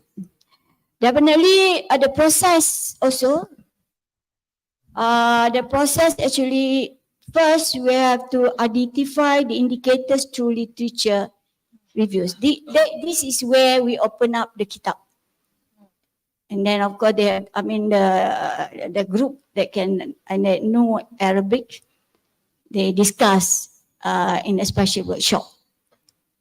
And then we construct the framework using the literature. And in order to to confirm whether it's right or not, we engage actually an expert scholars, the Sharia expert scholar, and also the practitioners like Tan Sri Wahid, and also the previous Khazanah chief. Okay, now we have a semi-structured where actually it happened because this one happened during PKP, during the COVID-19, so we have online. And then we have online interview, was quite comprehensive. And we have, of course, improvised the what they call the framework according to the literature. Okay, so Alhamdulillah, we developed first, we have 7, then we become 8 team. There are 8 team actually, finally, but actually before that it was 7. But it's a revolving thing. because these are people like Prof. Ashraf, like Prof. Akram from INCF, and they're also from Bank Negara and also from EPF, all the Sharia people. So Alhamdulillah, we are after the COVID-19, we managed also to have a workshop with them. And then we improvise the framework. After we improvise the framework, we meet again. Of course, we already started doing the scoring of 30 selected companies at Bursa, the Sharia compliant company and non-Sharia compliant company. So we already did the scoring, and we met again with the expert to validate and to tell them this is what the scoring. Of course, there are also some comment that some improvement on that. Alhamdulillah, the process is quite tedious anyway.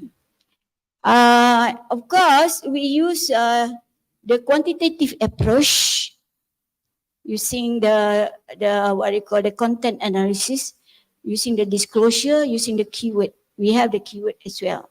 This is index here. And then the parameter of each variable in the MSI will be examined and validated by the expert. So of course we go to them and this is what actually we have been doing, whether we are in the right track or not. Alhamdulillah. And then we also give to them the pilot study and sample study on the application of the MSI index. So the second FGD actually conducted for acceptance among the experts. So there is another, so about 10 of us, including Prof. Amir. Okay, so and then number 5, employ the quantitative method in applying the MSI index on the short-term and long-term financial performance. Yeah, the number 5 actually we have been doing it, but I'm not going to discuss it here. Okay, but then just discuss the market part. Okay, then this is actually the framework. If you look at the framework, the model, we are looking at the Maqasid al-Syariah, 5 dimensions of Al-Ghazali, has been mentioned also by Prof. Amir just now. So that one is very really standard. We cannot go beyond that because these are very, very classical. And then, of course, we break it into 2, which is the wealth preservation, because we are dealing with asset, financial asset, meaning the investment by the PMB. Right? So here, the wealth preservation, we divided under wealth preservation, we refer to Ibn Afshur component, which is al-wudu and al-sabat, al-ad, justice, al-rawash, and al-hifz, which is the wealth protection. So this is the main component for the what we call as the preservation of the wealth. Okay, hifz more. And then of course we have another portion, and the second classification, which is the sustainability of life, which is the ESG and the SDG thing. Okay, because they are well developed in the index, like Refinitiv example. You can download all the scoring. They base actually on the elements as well. But here, because we want a comprehensive one, which include the ESG, so we take from what the data provider give. We of course we look also at their write-up. So in here we have what we call al-hakama, the governance, al-ijmaiyah, social, al-bi'ah, the preservation environment, and we add another one which is al-ta'lim, the dynamic education for the future, which is under the preservation of intellect. So all have connection to the 5 dimensions of Al-Ghazali. Okay, and then from this 2 classification, we have, in a way you can see, is 8 themes. This we call it, the gray area actually is the theme. We refer it to the theme. From the theme, we have the elements, the indicators. What are the indicators? Okay, so we go quite thorough on what are the elements. Of course, sustainability for the public listed company was quite easy because they're already being enforced by the KLSC. So we take whatever because they are quite, the scoring are, most of these company actually the listed company are almost 100%, mostly 100%. So on ESG, of course, preservation of intellect, we have different element which is not in the ESG. Of course, after that, of course, actually we can do it in the first process. But of course, what we are interested in is the framework first and the element. We have about 45 elements from here. Indicators for the scoring of each company from the 18, from the 2 classification from the Maqasid Ashira of Imam Al-Ghazali. Okay, and then of course we look, and then of course in the company, listed company, because listed company is quite easy to do it because everything has to be disclosed. Okay, of course the disclosure, we look at the non-Sharia and the Sharia.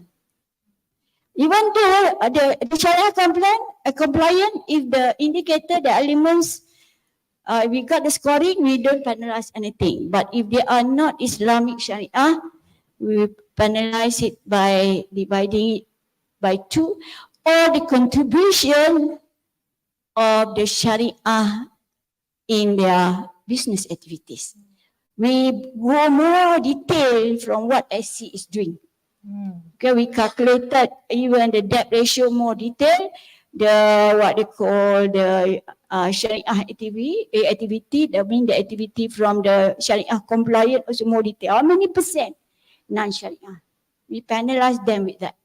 Okay, Prof. In terms of the output of the research at the moment, at this stage, with this framework and these variables that you mentioned, you have how many variables just now? We have 45 variables. 45 variables. Can you give us one example of probably, how it is being implemented? And then, inshallah, after that, we will be concluding. And, before that, we look at how the new screening look like. We have the taste of it, inshallah. Okay, inshallah. Can I finish a little bit? So these are just the operational definition on the totally Sharia compliant business and totally non-Sharia compliant, mostly according to the Security Commission. Whatever Security Commission list, that is what our list is. The only thing is that we detail it on the calculation part, how much non-Sharia actually. Sometimes, as Dr. Basri said about the activity is Sharia compliant, but the financial ratio not Sharia compliant. So still we what do you call consider those, but finally we have the scoring for that as well. Okay, and then this is what I mentioned just now. We have from the 5 Maqasid Sharia of Al-Ghazali, we develop into the 2 group or 2 classification of Maqasid Sharia dimension. What tadi mentioned about the wealth preservation and the sustainability. And then of course from there we have 18 and we have 40 elements. So definitely finally we base the scoring of 45 elements. That is based on the indicators. But the next stage now, we are going to put it into the team, because one team sometimes is quite unbalanced, because some team they got 3 indicators, some team got 5 indicators. So what we do, we are going to weightage average all those what they call the team. So then and then we can see the balance. But of course, based on the element and based on the team, actually not much different. But we do it in detail, but we already tested on that, because there are many approaches. Because this one, the process is quite tedious, because we are not doing among the research group, but then of course we the expert, and of course we also ask the Sharia department.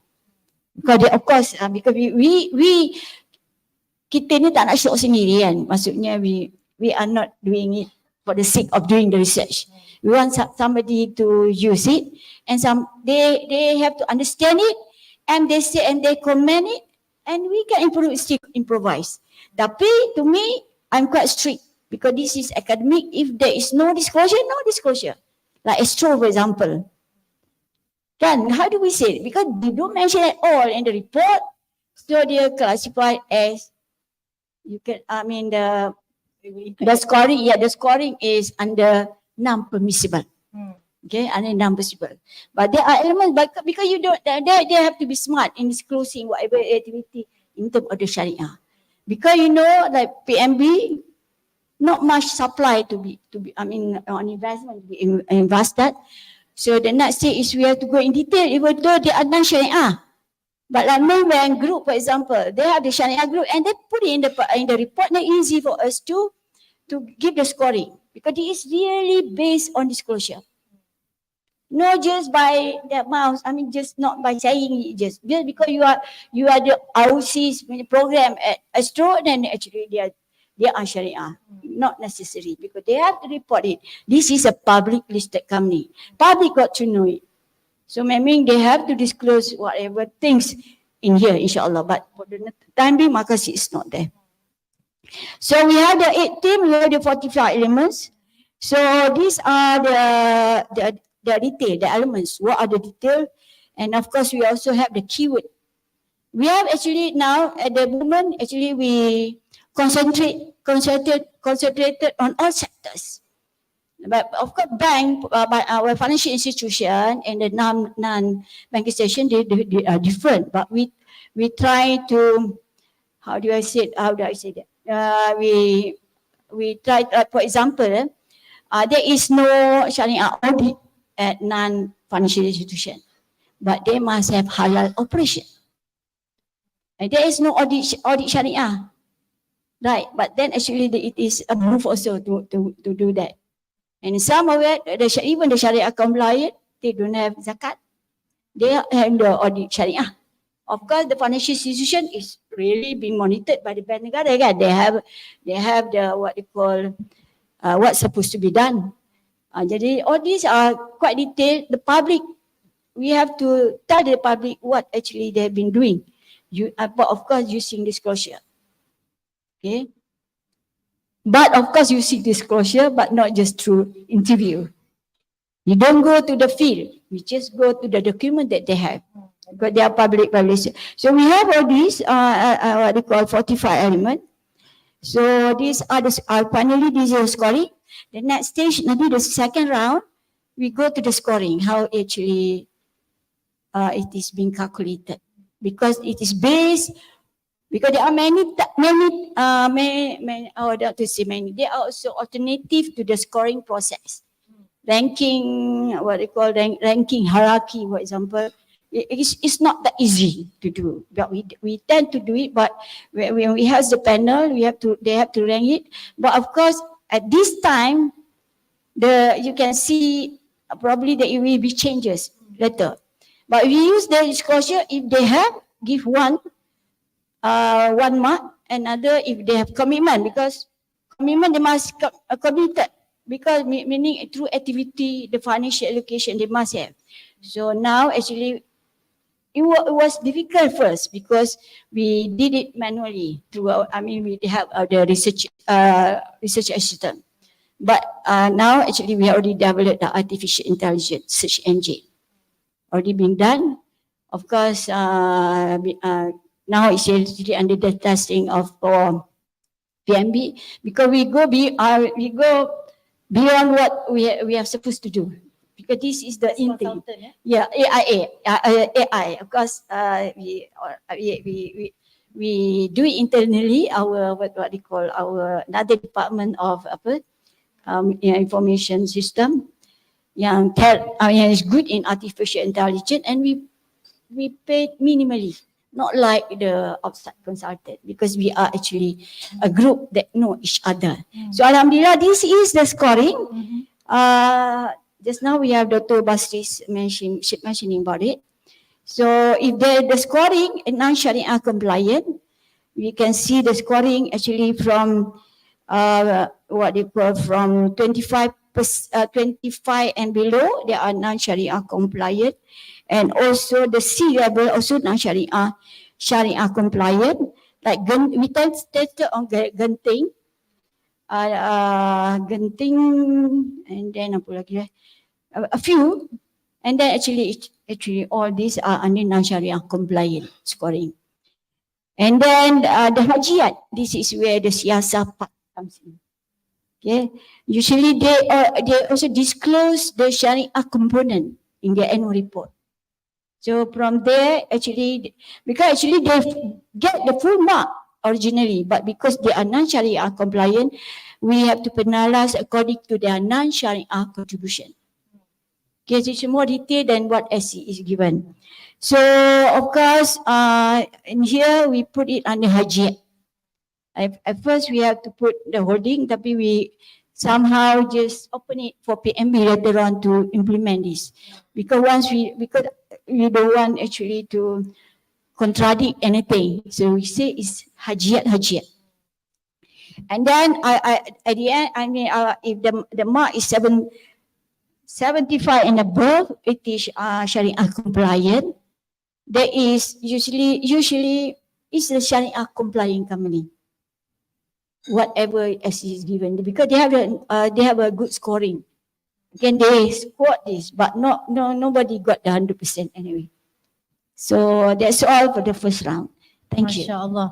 I mean, looking at the style of the MSRI scoring, Prof, where you have the rating, like the rating company, I think that looks good in terms of, probably to bridge the understanding of the practice that we have within the institution. Also, the rating that has been done by the industry as well. Thank you, Prof. Fauzias. I mean, we could see in the end how the screening process that now being implemented in PMB, now being enhanced with this Maqasid Sharia index scoring that has been developed. Okay, so for the question answer session, we are at 12:41. And we have another session by Prof. Datuk Mustafa. So I think we have to be comfortable with the approach, inshallah, that it's the question from us to the participant rather than the question from you to us. So the second question that I have asked, I mean through Dr. Mimi, the answer will be rated by PNB team. Because the question was on how the implementation of the Sharia screening is being implemented in PNB at the moment. So we have several answers, Dr. Basri, actually. So extra work for you and Aziza and Sarah. So that will be the question and answer session for us. And with that, I thank you, the panelists, Prof. Amir, Dr. Basri, and Prof. Fauzias. I think it's quite a useful session and quite enlightening session to see how the screening is being implemented for us to be true to the Sharia compliant objective in achieving Maqasid Sharia. And thank you to all the participants for the active engagement as well. Assalamualaikum warahmatullahi wabarakatuh. Waalaikumsalam warahmatullahi wabarakatuh. Once again, on behalf of the organizer, we would like to record our thanks and appreciation to Yang Berusaha, Professor Dr. Zulina Shafi'i, and our distinguished panelists for a very engaging session.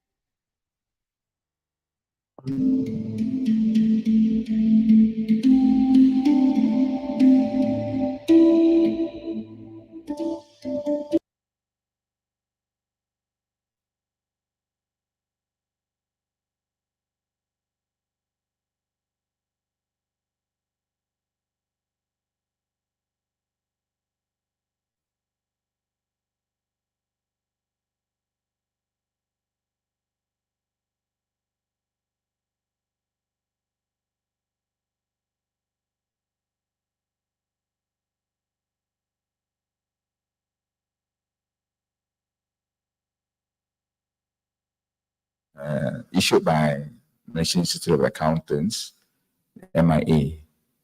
And with me, I have Professor Dr. Zurina Shafi'i, okay? And inshallah, the journey is actually very long. It took us more than 13 years to come to this stage. But along the journey, we achieved some milestones. One of them is the golden milestone, I'll call it, whereby we managed to come up with a professional qualifications for specializing in Sharia audit. So over the 14 years, we worked together with a number of organizations in Malaysia, especially. We have IFIM, and now with MIA, Malaysian Institute of Accountant.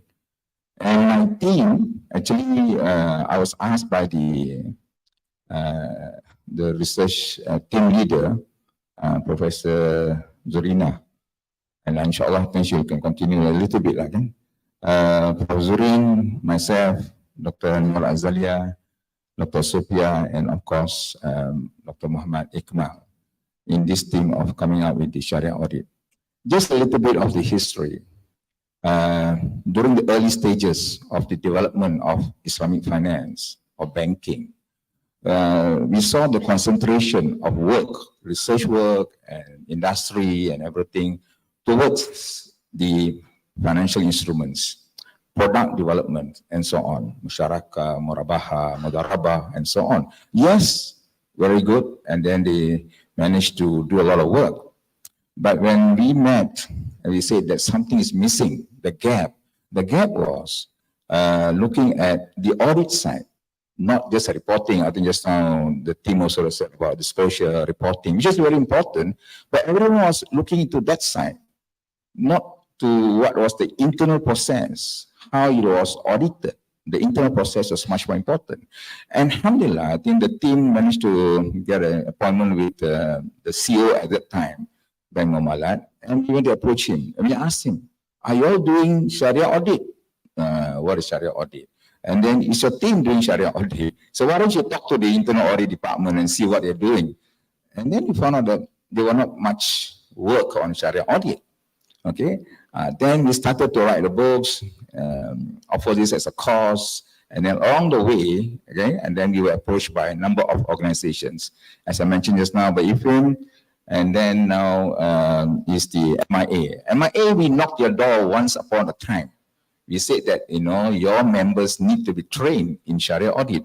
At that time, they didn't see the importance of Sharia audit. And then when we launched the CPSA in 2019, then they came along and they said, can we talk? Okay, can we talk? And that's how now we have this white paper. This is the first step. First, this thing, and then inshallah, after this, we'll have this roadmap, you know, for this Sharia audit in Malaysia, and then of course the best practice guide, you know, for the members how to conduct Sharia audit. Okay, basically we have this, you know, the sectors. IFIs have been well studied, thoroughly studied, I would say. A lot of work there. But in this area, Islamic capital market, ICM, cooperative is another one. Public trust entities. Yes, we always like to follow what people have defined for us, but academia will say maybe not right. We say like PNB, Dr. Basri is here, Tabung Haji, EPF, they're all government linked companies. We do not call that government link. We call it, it's a public company, just like public listed companies, but it's a trust entity, amanah. You see, the money belongs to the depositors or the money belongs to the unit holders. The money does not belong to the government. Right? So we see that this, what do you call it, these trust entities need to be differently looked at, not only from the governance side, but more important will be the Sharia audit side, okay? And the lacking or whatever it is. And of course, the other one is the State Islamic Religious Council. Okay? They're doing very well in zakat, management of zakat, but where's the audit? Especially the Sharia audit. Okay, I think I'll skip this because in the matter of time or money. And so I mentioned just now about this banking, takaful industry, capital market, public trust entities, cooperatives, and then this thing. So in this case, Prof. Zurin is the lead researcher. Okay, and then we have also capital market, and then alhamdulillah, along the way, these cooperatives, SKM and ICMA came along and said, can we discuss something about Sharia audit, especially for cooperatives, the Islamic cooperatives, okay, and Arahnu, and also the SRCCs, all right? So we studied all this, and these are all now, it's been published, published in MIA website, okay, alhamdulillah, I think 2 weeks ago, ada 2 weeks ago. Okay, so we look into the issues, they're very common, you know, the issues and this thing. As well, I think just now the NC also mentioned, the Vice Chancellor mentioned that any issues, halal is an issue, okay? And for us, definitely issues, problems, then only we can go and study and see what's happening there, how to fill up the gap, like the team previously. So we see these are issues, these are common issues, you know, in terms of knowledge and then training, not enough talent in this area. And then very important now will be also the risk-based issues and Sharia audit and risk-based, which is common in the conventional audit, but how to bring that into the Sharia audit. Okay, so we have the ICM. Okay, I think Prof. Zurin she's done this. Can you just skip?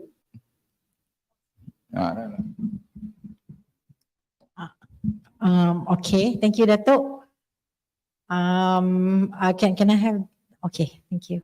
Okay, thank you, Dato', for the introduction and briefing on the white paper.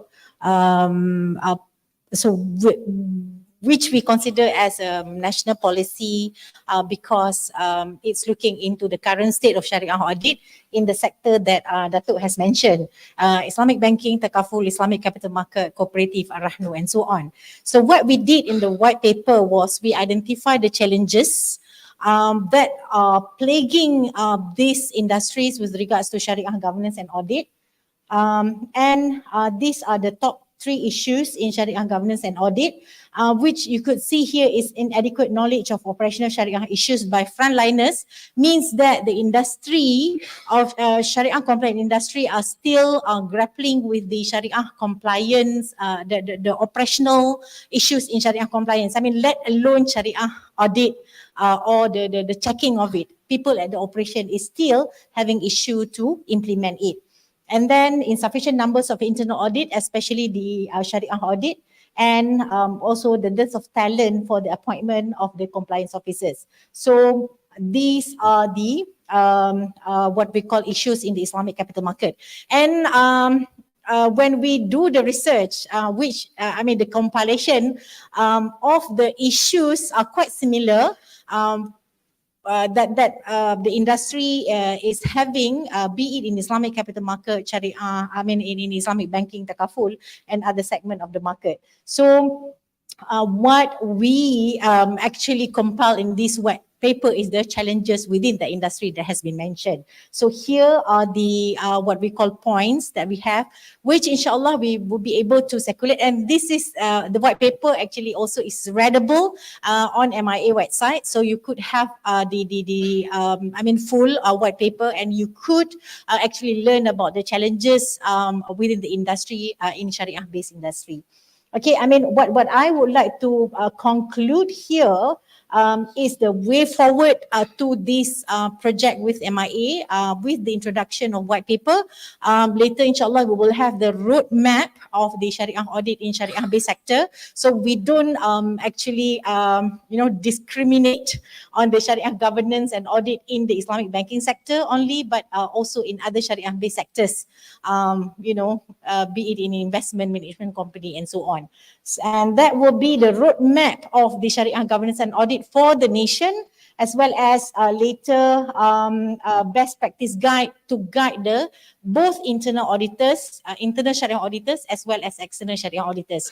So that will be the guides so that the talent or the Sharia auditors, more of Sharia auditors will be born from that exercise. So I think that's all, Dato', we would like to highlight on, white paper publication that we have with MIA. So thank you very much for listening, and inshallah, if you have further queries, further questions, let us know. Assalamualaikum warahmatullahi wabarakatuh.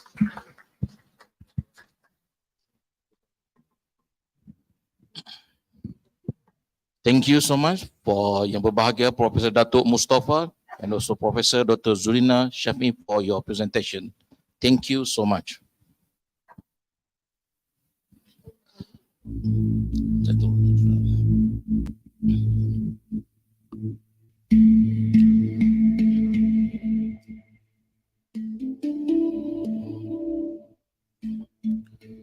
Ladies and gentlemen, now we would like also to remind everyone to kindly join the parallel session that will begin at 2 p.m.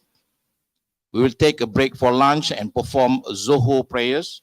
Please refer to the conference program books for your intended concurrent sessions. We will gather again in this magnificent hall at 5:30 p.m. for the closing ceremony of I-iCONS 2023. Thank you. Wabillahi taufiq wal hidayah. Wassalamualaikum warahmatullahi wabarakatuh. الآن سوف نأخذ استراحة In order to achieve its goal and to broaden its scope of study, Universiti Sains Islam Malaysia USIM has established the Faculty of Economics and Muamalat in 2001, which began its first intake of students for a new program, with Bachelor degree of Muamalat Administration with honors in May 2002. The faculty serves as another platform to produce graduates who are knowledgeable, skilled, and professional in the field of Muamalat administration. Our vision holds the desire to uphold knowledge and produce individuals that have undergone a strong Islamic education who are able to contribute to the society, country, and world at large. Our mission, determined to be a faculty that is preferred and referred to in the field of Islamic economics and Muamalat through a program of study that meets the needs of the stakeholders and academic output that is relevant to the needs of the community.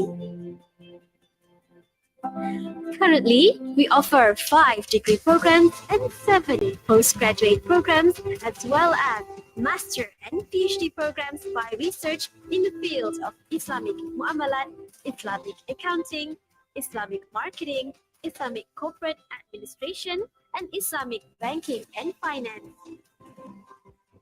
In addition, the faculty is also geared to further develop the spirit of Islam by opening up space for researchers and educators to study, do research, and disseminate knowledge related to Islamic economics and Muamalat. The area of Muamalat administration is one of the areas enjoined in Islam, the time of Rasulullah sallallahu alaihi wasallam. Apart from that, to provide guidance to Muslims in their relationships with fellow human beings, the field of Muamalat also plays a crucial role in arranging and organizing the structure and administration of human management. The progress of a society will be measured not only in terms of its level of faith, but also its endeavors in this world.